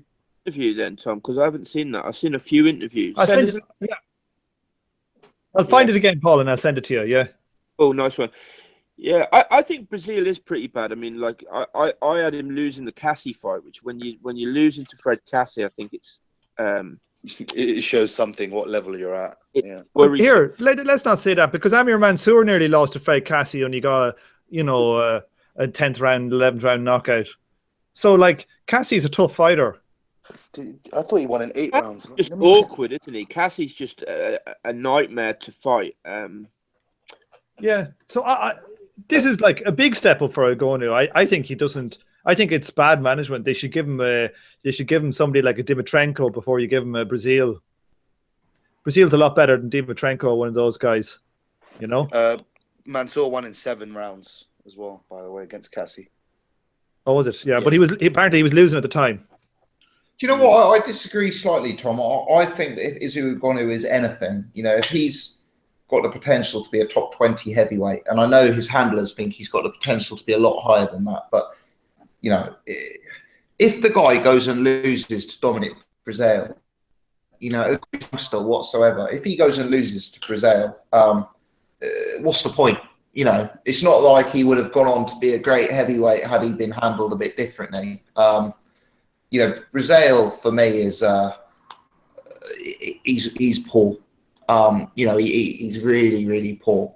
So I think Ogonu should win quite wide, to be honest. If he fought, sorry, go on. No, it's grand. I was just going to say, like you bald boys were saying, he wouldn't go 2 rounds with Joshua, and he went further than anybody, went as far as anybody has. No, I said he's durable and he has a lot of go rounds. I think a couple of us might have said he would go. I know I definitely said he would go rounds because he was durable. But durability is about just all he has. To be fair, Brazil. I thought it was a 30-second job. But yeah, you guys are right. I mean, Mansour is he's durable. Brazil is durable. But you know, what's he actually got to fight her with? He's not going to beat Izzy Ogonu with his chin, is he? Yeah, you never know. I was going to say, maybe if it was Gerald Washington or something, I'd probably give Izzy less of a chance. But Brazil is, you know, he just hasn't got the skills to compete. You know, he's just too slow. Like Gerald Washington has fought way more people than Ogonu. Washington is clear favourite. If Izzy fought Gerald Washington, I make Washington a favourite because of his performance against Eddie Chambers. I guess that was a pretty decent performance. I know Eddie Chambers is kind of shocked, but you know, just Brazil is just bang average. He's not up to much. I guess that was the worst. That was the worst fight I have ever seen. Which one? Eddie Chambers. Yeah. And I only saw the highlights, and one of the highlights was a jab. Yeah, I think I've seen that video as well. It was. It's 2 minutes long, and their only highlights were fucking bad jabs. It's crazy. Good stuff. Tom, we'll stick with you. Another heavyweight news story that I know you'll be interested in. Heavy rumours and talks confirmed between Luis Ortiz and Jarrell Miller. Good fight, mate? A good fight, but I don't think it's going to be made. Jarrell Miller is saying he'd unless he made a mandatory for it's made a a final eliminator, he's not going to fight it. It is a good fight, but I think this is kind of close to what the conspiracy theories were for for the signing by Matchroom is to use him to try and beat all the good contenders. Yeah. Would you make Ortiz a favourite in that fight? I don't know. I really like Miller. I think that's a very tough fight to call. And I really, like Hatman did a video on what Miller was saying today, and he makes me laugh. He said he would beat the brakes off that old fucker. He makes me laugh, Jarrell Miller. I think it'd be a great fight stylistically. I think it'd be a war. Oh my God, it'd be a fucking absolute war. Jarrell Miller, he's like Bob Sapp. I'm a fan of his. I would like to see that fight, but I hope it's a final eliminator. Yeah. No, interesting stuff. Paul, Jet, anything to throw into the mix on Miller Ortiz? I mean, I think you'd have to make Ortiz a favourite, but I mean, just based on the level that he has fought at compared to Miller. But to be fair, as I said before, like I don't think Ortiz has looked great recently. I think he's older than even he says he is, and he's looked it in his last couple of fights. Miller just I don't know, Miller is a bit slow and plodding, but he does look like he could be hit with a bat and not even move, just keep plodding forward and just keep coming until he eventually just beats the head off somebody. He's like a Hollywood villain or something. Yeah, he is, isn't he? Like the way Michael Myers used to never run after people, and he just walk and then catch him up with them still. But it was still petrifying because you knew he was going to catch you anyway, and he just keep walking. Yeah, that's Jarrell Miller. But yeah, good fight, war. Hope it gets made. That Myers, he had great footwork, hadn't he? Not a bad jab either. Yeah. Good stuff. Let's move it on. Let's go to our lower weight classes correspondent. Jet, Kid Galahad versus Joseph Agbeko made at featherweight. This is another fight on the Eubank Junior undercard, which is an increasingly good card, actually, I must say. I'm not saying it's a pay-per-view card, but obviously you've got Eubank, Bryce Hamer, Ryder Etches, and now Galahad Agbeko. Jet, give us the rundown on Kid Galahad versus Agbeko. Is that a good fight, mate? Yeah, I mean, in terms of the fight itself, it's not a bad fight. Agbeko, he fought Rigondo. I think he fought, at a fairly decent level, to be honest. He's definitely fought at world title level.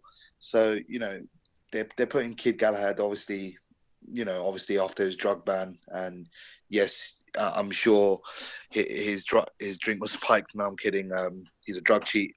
So I wonder how David Price actually feels on this bill. He's on the same bill, so I wonder how he feels. But no, I digress. I think he's moving to featherweight because Carl Frampton's obviously moved to featherweight. Scott Quigg, and he's been calling for that Scott Quigg fight quite a lot. Obviously before his ban and during his ban, he's been calling for that fight. So he's obviously moved to featherweight because of that. And yeah, I mean, the fight's not really interesting. I expect Galahad, if he has anything of him, I expect him to win. But I think I put out a tweet to you. I'm sure if you guys saw it, but I said he gets wrecked by the other 126, guys at the top. He's not good enough to compete with them. Fair enough if he wants to fight Scott Quigg for sort of like an interim belt or like a final eliminator or something like that. That's fair enough. But Carl Frampton schools him. Leo Santa Cruz would just wear him down. Oscar Valdez is in Oscar Valdez would KO him, I think. Well, Lee Selby would school him, and Gary Russell, I think, would just school him and knock him out. So against the top guys, he's not a force against the top guys. Against maybe a step or two down. Him versus Abner Mares might be a good little dust up. Abner Mares for me is not really a featherweight. So that's kind of a good fight. I think he loses to Joseph Diaz if he faces him as well. Who's a stacked division, that featherweight stacked. Yeah. That from probably there till I'd say maybe super feathers. It has some good fighters as well. Lightweight has some pretty decent fighters. There's a lot of guys that can go float in between the weight class, I guess. But yeah, Kid Galahad, he's okay, but he should win this fight actually. But at the top level, he doesn't cut it for me. Maybe just me being harsh, but I just don't think he's great. Okay. Anyone else on the panel got anything to say about Galahad Agbeko? I do. Let me just say that I'm looking at on the box rec here the card now. The undercard, you got Adam Etches, John Ryder, Galahad Agbeko, Price Heimer, and then Andrew Selby in against Degale. Now, to be honest with you, boys, that is as good as any Matchroom pay-per-view undercard. I don't know about that. I mean, some of the I don't know about that. undercards It's have not had far world off it. title fights on and that, haven't they? Are any of them world title fights? Well, let's just think about what the last one was. Like your David Price versus Christian Hammer, that's the same level as a Chisora White. Now it mightn't catch fire. It's the same level. I think Chisora White's a bit of a level above that actually. It's very little. There's very little in it, lads. It's and not then you got Adam Etches versus John Ryder is the equivalent of Tony, Italian Tony. What's his name? Italian nice guy. What's his name? Buglioni. It's the same one as Buglioni against whatever his name is. Sorry, excuse my language. Galahad. Galahad Agbeko is probably as good a level as your man Concepcion versus Lefay. And you're honest with you, no joking, with all the slagging that we give them, it's probably as an equal standard, maybe slightly less, the undercard to all these what we're told are pay-per-view cards. It's similar level. There's a few good prospects on the bill as well, Chris Congo's on the bill, who's quite highly rated. There's one or two others on it as well. Like, it's actually a decent night of boxing, I must say. Is there another guy fighting this guy who does he sings to these songs on Twitter? I don't even know who this guy is. He's I don't even know who I'm talking about. No. There's a guy who does some crap 80s pop tune and he's got the headphones on and he films himself singing, lip syncing to them, and he's really quite good at it. He's some prospect. Am I just losing my mind here? Somebody in the chat help me out here. No, he's not listed in box rec, but I think he's fighting Davies. I think it's probably a weird dream you had, Tom. I think it's a bit late for you, mate. To be honest. Yeah, it was a mix between that and Amir Khan's sex tape. Yeah. Do you know how many requests I got this week? Oi, Boxing Gossip, will you be discussing Amir Khan's sex tape on the podcast? No. What am I supposed to say? Oh, Paul, what's your opinion on Amir Khan's sex tape? Come on. Anyway. Great footwork. We need a replacement. Yeah. We need a replacement for our Go-Go news. So should we have the sex tape news or something like that? There's been a Go-Go news. I've got an update, guys. I've actually got an update. Go on then, hit us. It was I don't know. Does Gossip? Do you wanna take the lead or should I? I don't know what the news is yet, so you're gonna have to take the lead. Basically, I think trainer. Is it Tony Sims or someone? They said it was an article on Sky Sports, and he said he's coming along well. He's recovering after the broken eye socket, but you could see that he was really struggling in the Crane Cunningham fight. And if he was at 100%, that he could actually win the fight. It was an easy win for him. And Kalle and Nissa Sauerland said, they're looking to get him out soon, and they said kind of the same thing as well. They said, Agogo should come back, stronger, fitter, better than ever. If he was fit, he would have won the fight. And we're looking to get him out quite quickly and, build his profile again and build it more and that sort of stuff. Better than ever. Yeah, that's what the news is. I just thought I'd give you a bit of Agogo update news. Surely I haven't not seen back him in Subway to yet.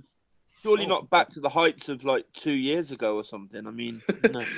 Well, I haven't seen him in Subway, so that's a bit unfortunate. He's been MIA there. Sorry. Yeah, I think he's probably in training for some more dancing, and they've told him he has to stick to brown rice or something. Actually, Oh gosh. Always good to have an Anthony Ogogo segment. So no, appreciate that, Jet. Malinaji versus Eggington rumours, Paul. Who do you favour in that fight?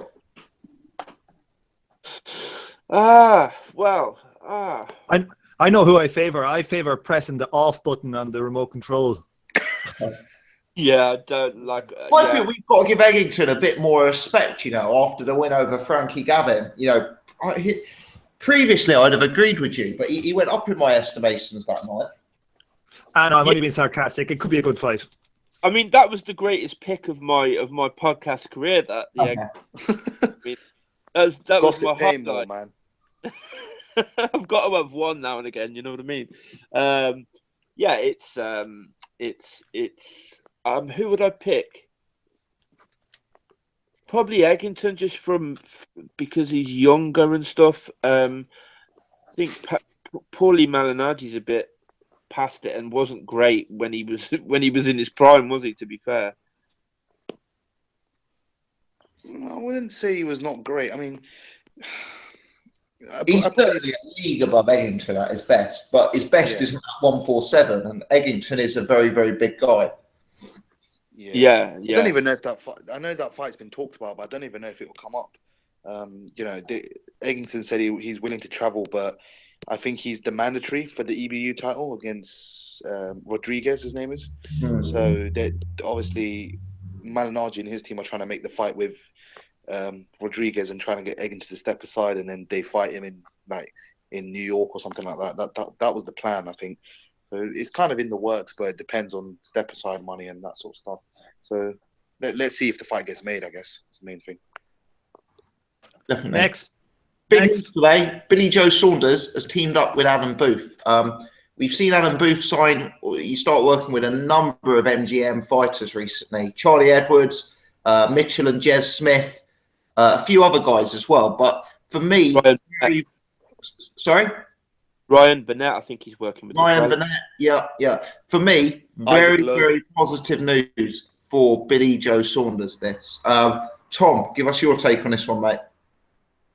I was sitting at the computer working today, and I was keeping an eye on my Twitter, and I must have got at least 25 separate tweets with that picture on it, and I was fit to fucking throw the computer out the window if I saw it one more time. It's good news, but you will see Billy Joe Saunders. We'll see what he does. We'll see if he's still he got his head in the game. Same with Tyson. I won't believe it till they're back. Okay, he looks in quite good shape, I think, at the minute, Tom. He does, yeah. But we'll see. A year out eating burgers and next week as well. Huh? Apparently, they've signed a fight, and it's going to be announced next week. Yeah, and he also tweeted there today or yesterday that he was thinking of quitting boxing. Yeah, that's true. So who fucking knows?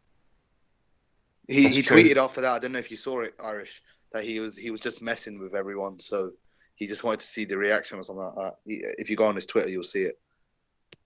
I know, yeah, but you never know if there's actually truth to it. Yeah, I guess so. But between himself and Tyson, anybody see that Tyson's brother is being sparring Spilka?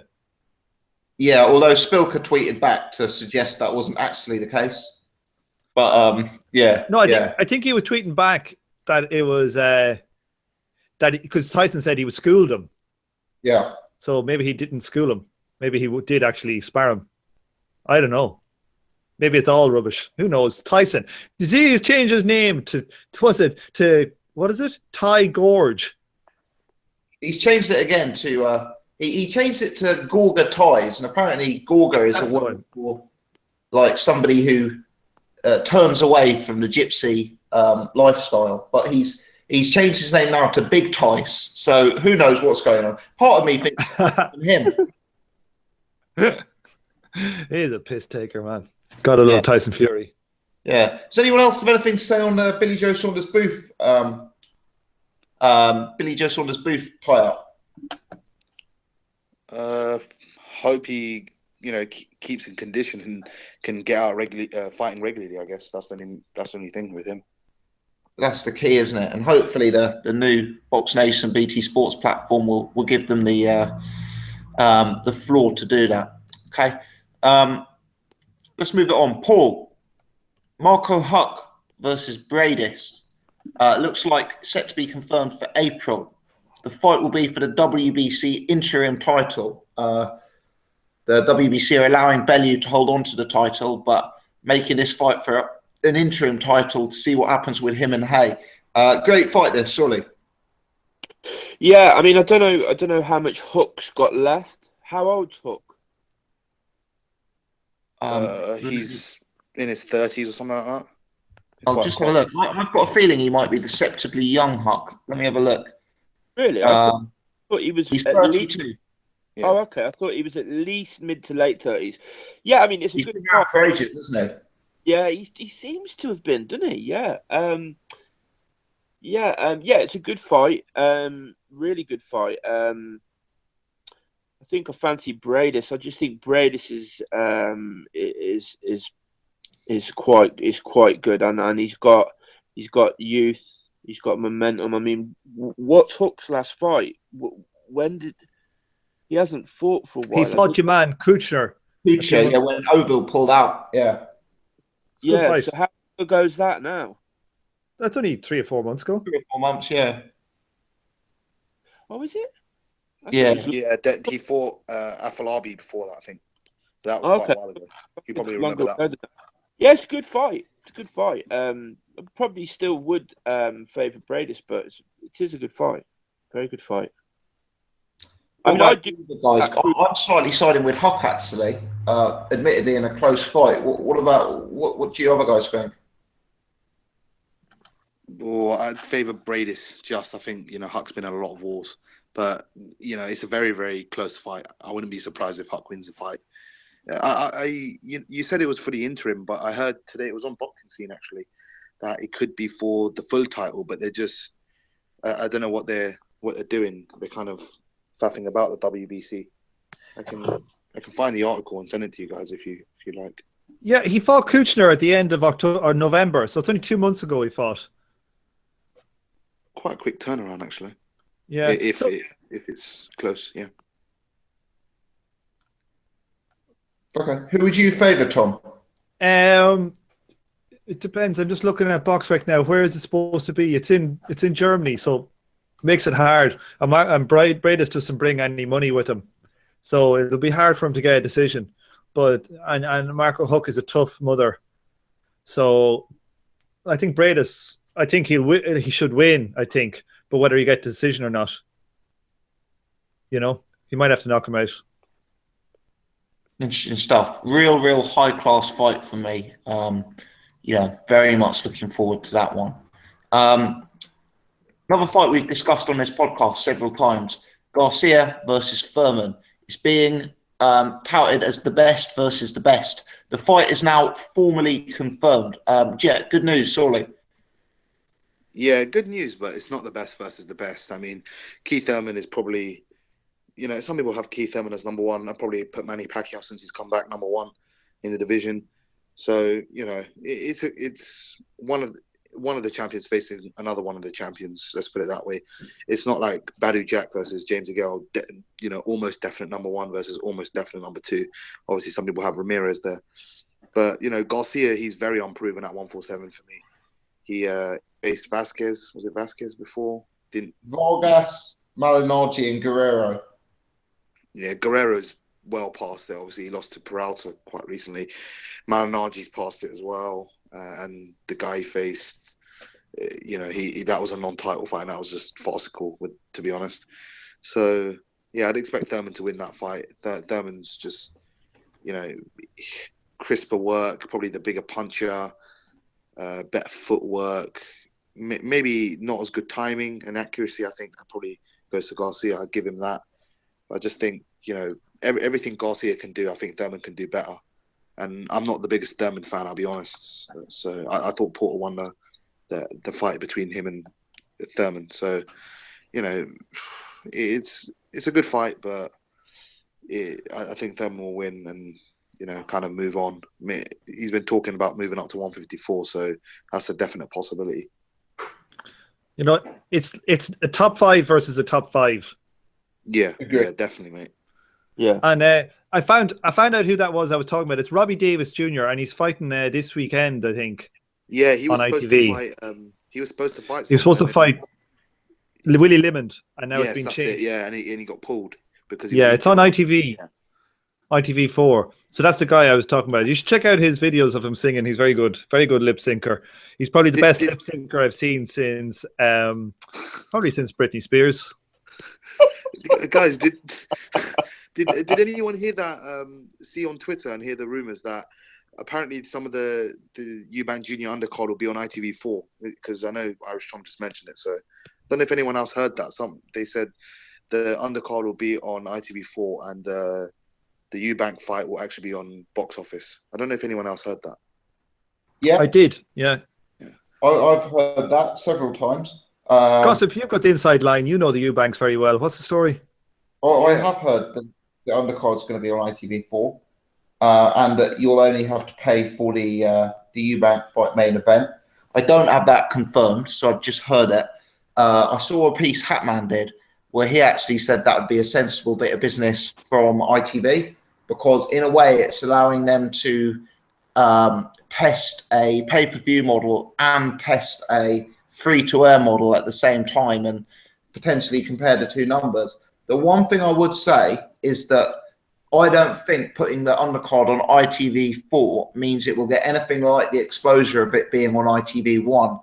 I mean, I don't know what you guys are like, but sometimes I, switch on my TV and have a look at what's on and, scroll through, and I never get as far down as ITV4. So I'm sure loads of people will tune in to whatever's on at ITV1 on the random, but I'm not sure that ITV4 will get the same exposure.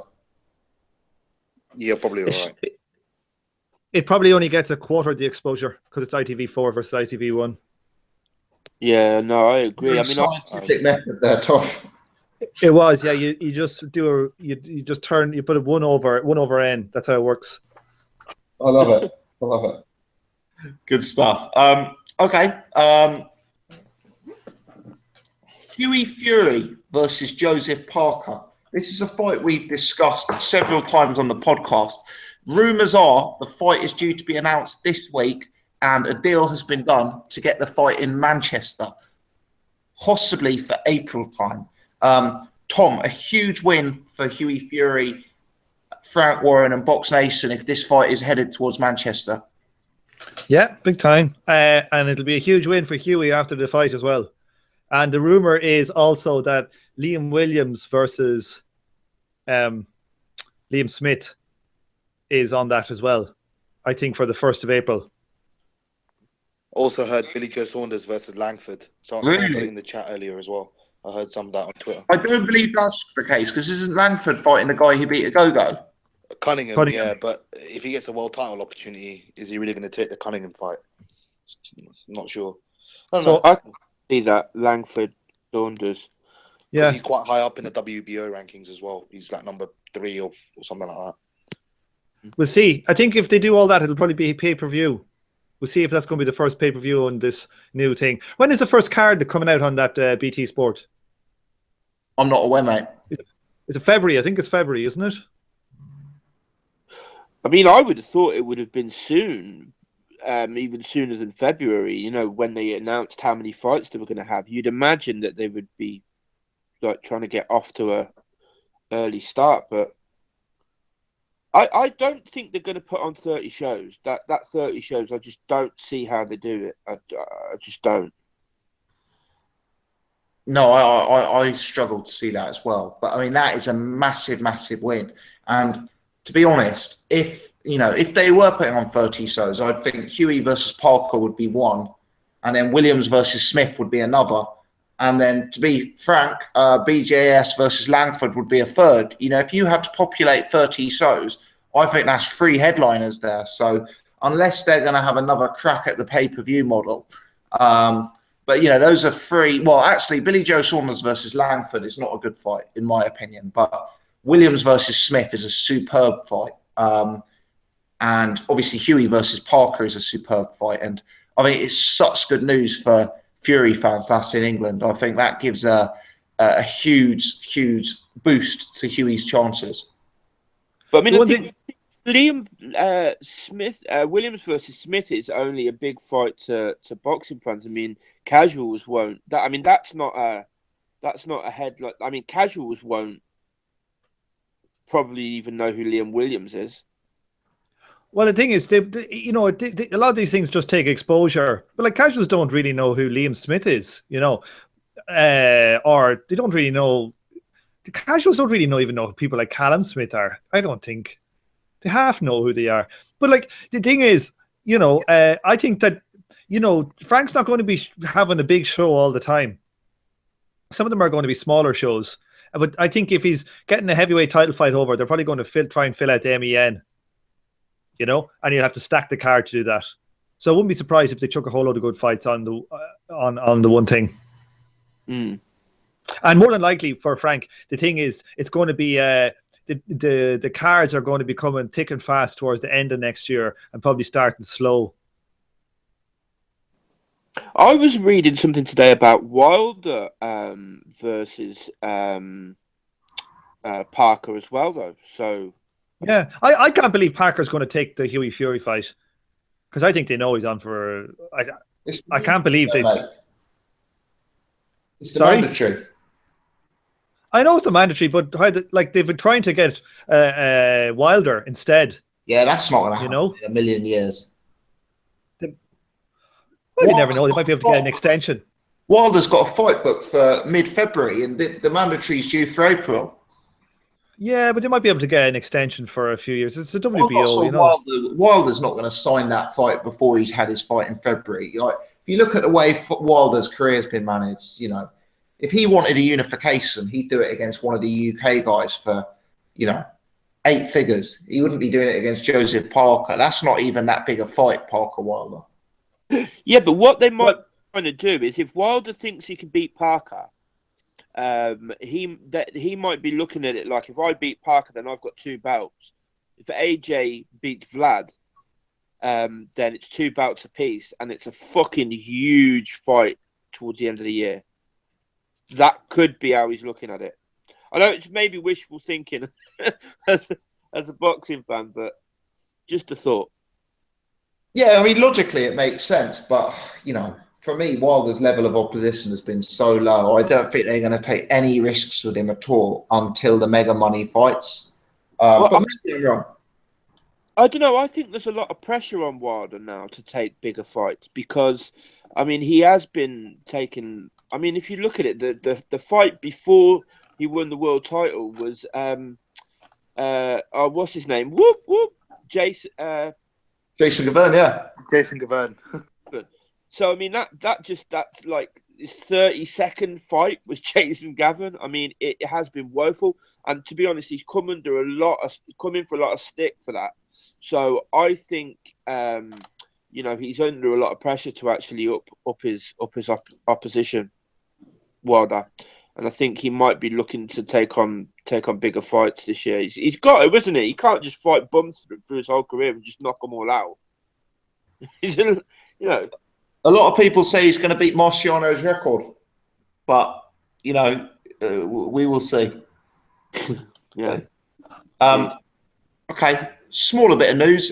We don't really have to cover this one, but just in case anyone's got anything to say, Adrian Granat confirmed to fight Alexander Dimitrenko.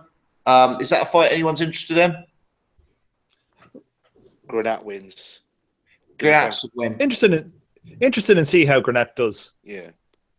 Dimitrenko is terrible though against Joe Parker. So yeah, I think I'm not impressed. I'm not overly keen on the matchmaking because I think even if Granat looks devastating, Dimitrenko was so poor last time out that how much credit can you give him for it? I want to talk briefly about 2 cruiserweight signings. You guys would have seen that Olympian Lawrence Okoli, who's probably best known now for the sparring rumours with Anthony Joshua. He's today signed with Eddie Hearn and Matchroom. I believe he was heavyweight in the amateurs as opposed to super heavyweight, and he'll be campaigning at cruiserweight with a view to stepping up to heavyweight. Frank Warren has also signed a 6'6" cruiserweight today by the name of Jordan Thompson. Now, Jordan Thompson's 5-0. He's known as a hard hitter. 4 of those 5 wins have come by way of knockout. So both Eddie and Frank making moves in the cruiserweight division. Potentially some interesting stories to follow there. Jet, are you excited by either of these signings? Yeah, well, I think Irish Tom tweeted me about Jordan Thompson, but I'm not, as far as I know, I'm not aware of him at all. So I haven't really got anything to comment on him. But yeah, 6'5", could be a force in the cruiserweight division if he has skills. Could be a decent asset for Frank as well. So he's obviously signed a heavyweight recently as well, which we spoke about last week. So he's doing well if he can promote them properly. Sorry. Then best of luck to him, and he can get some shows out probably with these guys if he promotes them properly as well as eventual headliners. Obviously, with the 30 shows a year, it's actually at the end of January and they haven't done a show, so might want to get a move on. Lawrence Okoli, obviously, the sparring rumours with AJ and that sort of stuff, quite interesting. But I think he lost to Erislandi Savon. And Savon actually won a bronze medal, I think, if I'm correct. Right. So that's not a bad signing from Eddie. They'll probably use that. Sky will probably use that sparring rumor as promotional push for Okoli, and he'll get a decent bit of airtime because of that. Also, there's another signing. I don't know if you guys saw. Tony Yoka, who won the gold medal. Yeah, he signed with Richard Schaefer. So he's turned pro as well. Oh, interesting. Okay. Richard Schaefer's new promotional company. Yes, Star Promotions, I think it is, if I'm correct. Yeah, I might be wrong. I wonder if Tony. Yeah. Okay. No, that's an interesting one. Okay. Tom, Paul, anything further to say on either of those signings? No. Let's roll it on to next weekend's action. And you know what? It's a slightly quieter weekend. As Tom mentioned earlier, there's a Poxon card. Poxon is the guy who's promoting Chris Eubank Jr. It's on ITV4. Robbie Davis Jr. is the headliner. There's also a rematch on the undercard between Jack Armfield and Mick Hall in a fight that could potentially be an interesting fight. Over in the States, you also have the return of Zab Judah. Zab Judah, obviously, big name in boxing. Been inactive for 4 years. Potentially his last fight was the Battle of Brooklyn, where he lost against Paulie Malignaggi. So, I've got to be honest and say, me personally, I'm not overly buzzing for this weekend's boxing. I've got I've got very little social life, so I imagine I'll be watching the ITV4 card live on Saturday. What about you guys? Is there anything to talk about this weekend for you? When I think about Zab Judah, I think about 2 things. The size of his head. His head is fucking enormous. Absolutely enormous. And I can't remember which fight it was, but somebody it was towards the end of somebody hit him and he did this just insane fucking dance. He was all over the shop. And it costed 2. Eh? Costed 2. No, it wasn't costed 2. It was He did a chicken dance. He got up and he did the chicken dance. Oh yeah, it might have been, yeah. And then he whinged like a baby to try and get the ref to change his mind. And he just always seemed like a bit of a brat. He should swap bodies with David Price, and then their heads would equalize. Yeah. That'd be a good idea. Very good idea.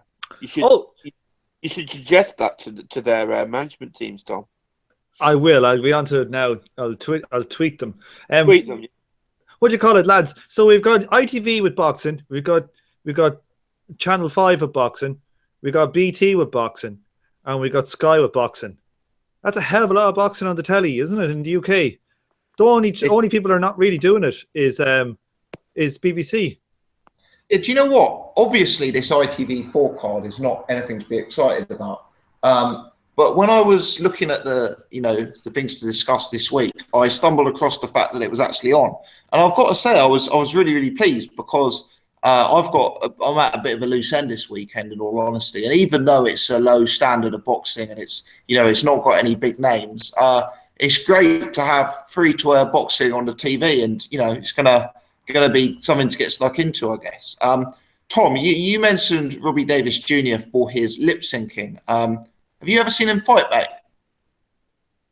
Sorry, say again. It just went out there.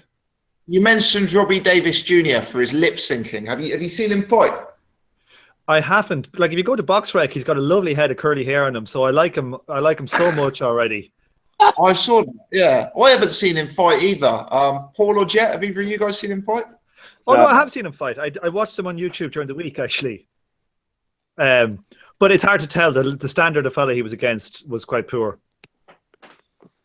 No, but he's ranked on BoxRec. They have him ranked 6th in the UK, and that's probably the strongest division in the UK, I'd say. What division is it again? Is it forget now. Light welter? Is it 140? I think so. Yeah. I think it's and that's the strongest division, is it? Well, I guess you got Dave O'Hara and Tyrone Nurse and Josh Taylor. So yeah, I guess it is quite a strong division. Let me give you the British top 10, say, for that. Here now, it's just nothing. You got Ricky Burns, Jack Catterall, O'Hara Davies, Tyrone Nurse, Ashley Teofane, Robbie Davis Jr., Tommy Coyle, Josh Taylor, Joe Hughes, Martin Gettin. Like, and Willie Limond is in there too. That's pretty good now and Dave Ryan. That's a pretty stacked domestic division.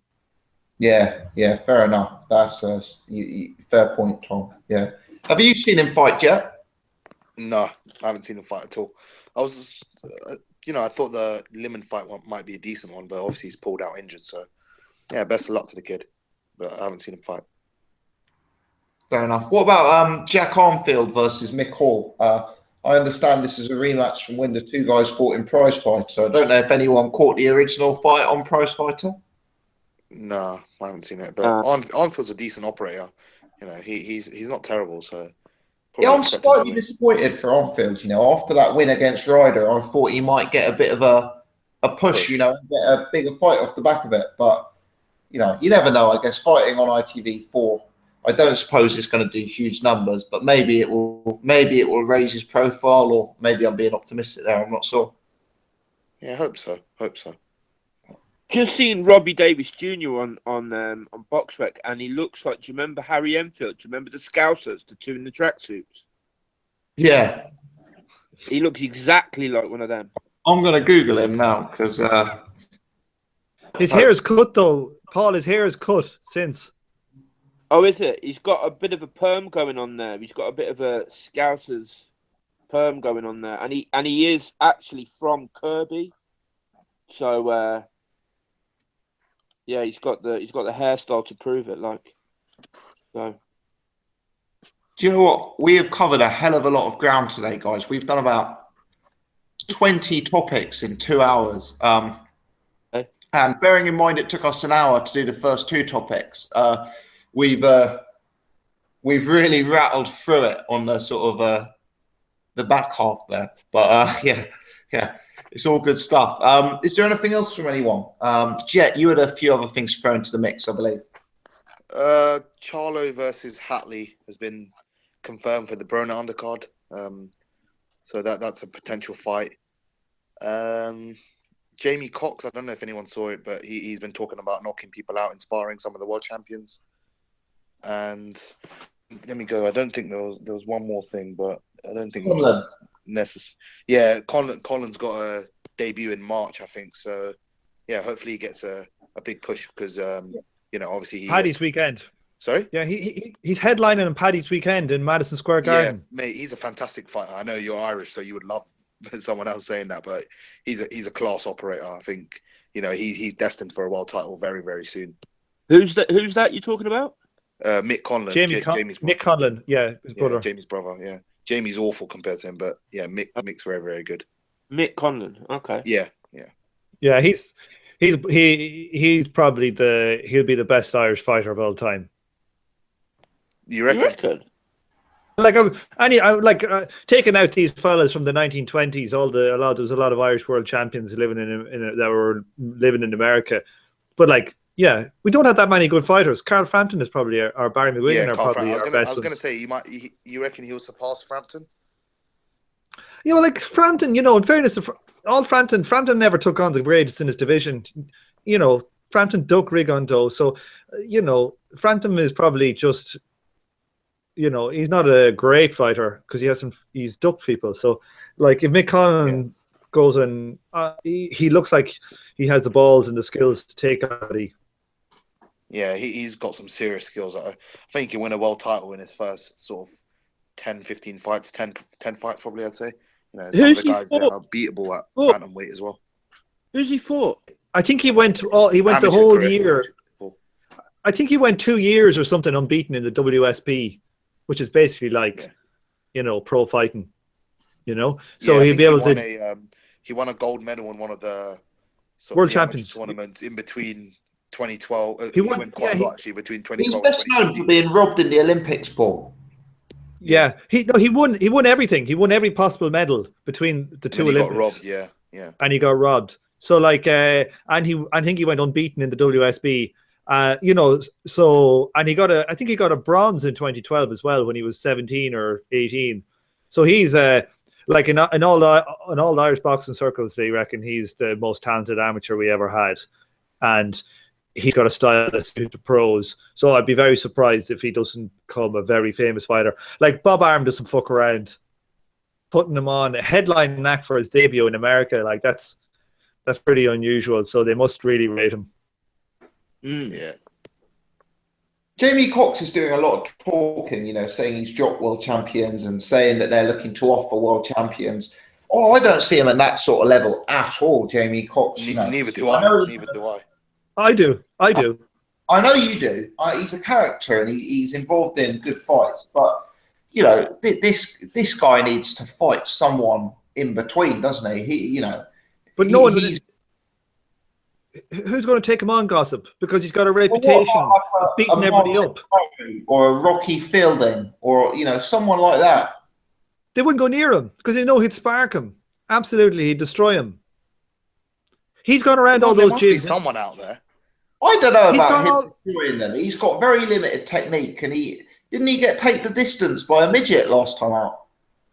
He was hardly a midget. Your man was a tough Argentinian fucking rock. In fairness, that was the dirtiest, best fight I've seen in a long time. But it was the dirtiest fight, yeah.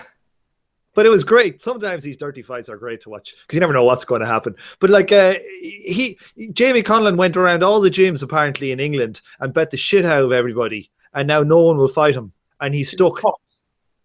Jamie Cox did, yeah. He went around and he bet the crap out of all these British guys and gave it to all of the champions too. Jamie Cox. Huh? According to who? According to Jamie Cox himself? No, I heard that from somebody else. So apparently that's true. So we'll see. I rate him. I think he's like, is he fighting super middle now or middle? He's better at middle, I think. Super middle. Yeah, oh man, I'd love to see him fight Callum Smith. Jamie Cox is, I think he's a bit of an asshole, and he's a woman beater, but I'd still like to see him beat Callum Smith. Dear, dear. Right. I think that brings us to a conclusion. Paul, anything else from yourself, mate? No, I would like to say that I'm I'm a little bit taken aback the fact that Tom is like so unsold on Lomachenko with the best amateur record of all time, and yet somebody who's never fought anybody yet going to be the best Irish fighter of all time. And Jamie Cox, his stories are all true because he heard it. So yeah, well, it's not. He's more sold on Jamie Cox than he is Lomachenko.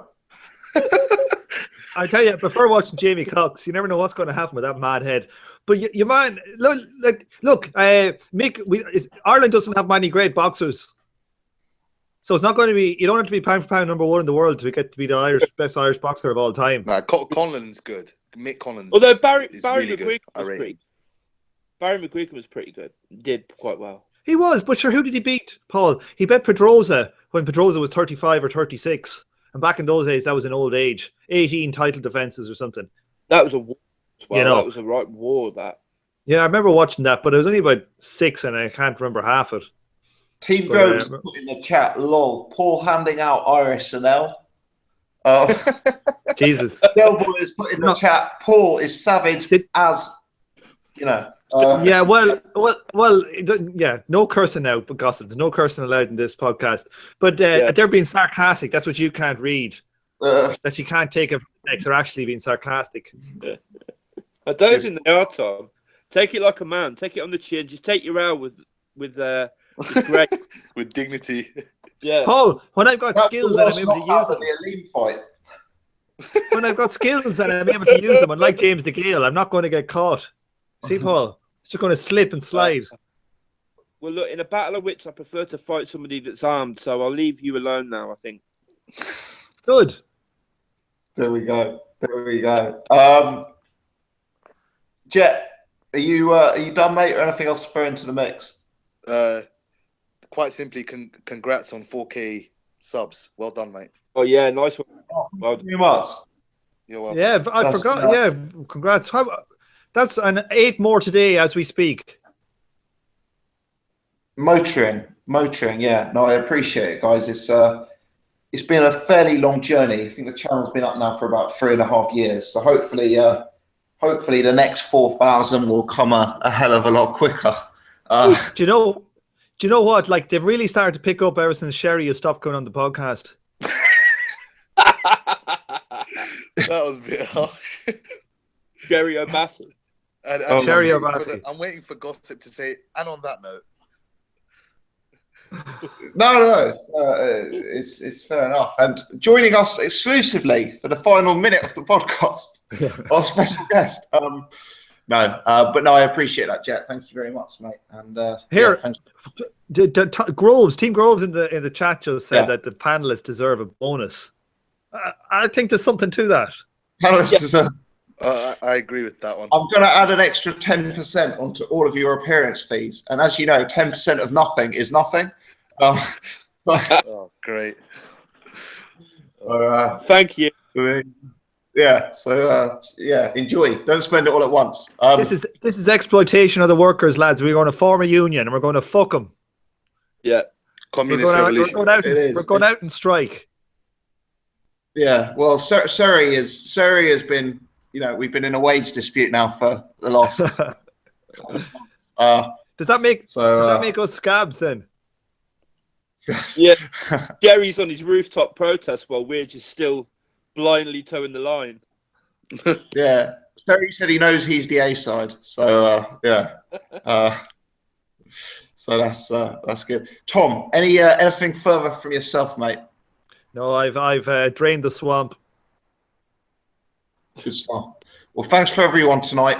We've had a lot of people watching tonight. We've been regularly above the 130 people watching live. So if you're one of them, thanks very much. If you're watching this on repeat at a later date, thanks very much. And thanks to everyone in the chat who's chosen to spend their Wednesday evenings with us.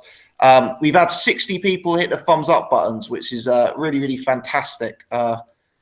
Massively appreciate everyone who's taken the time to do that. So if you're watching this when it's gone up later, please also hit the thumbs up button. And as Tom said, we're boosting subscriber numbers, another 8 today. So make sure you join and press subscribe. Jet also has a channel, which is the Boxing Discussions channel. So give his channel a look and subscribe to him over there as well. But yeah, thanks very much, guys. Really enjoyed the show as always, and we'll be back next Wednesday and every Wednesday at 8:30. So have a good evening, everyone. Ciao. Take care, guys. Cheers, guys.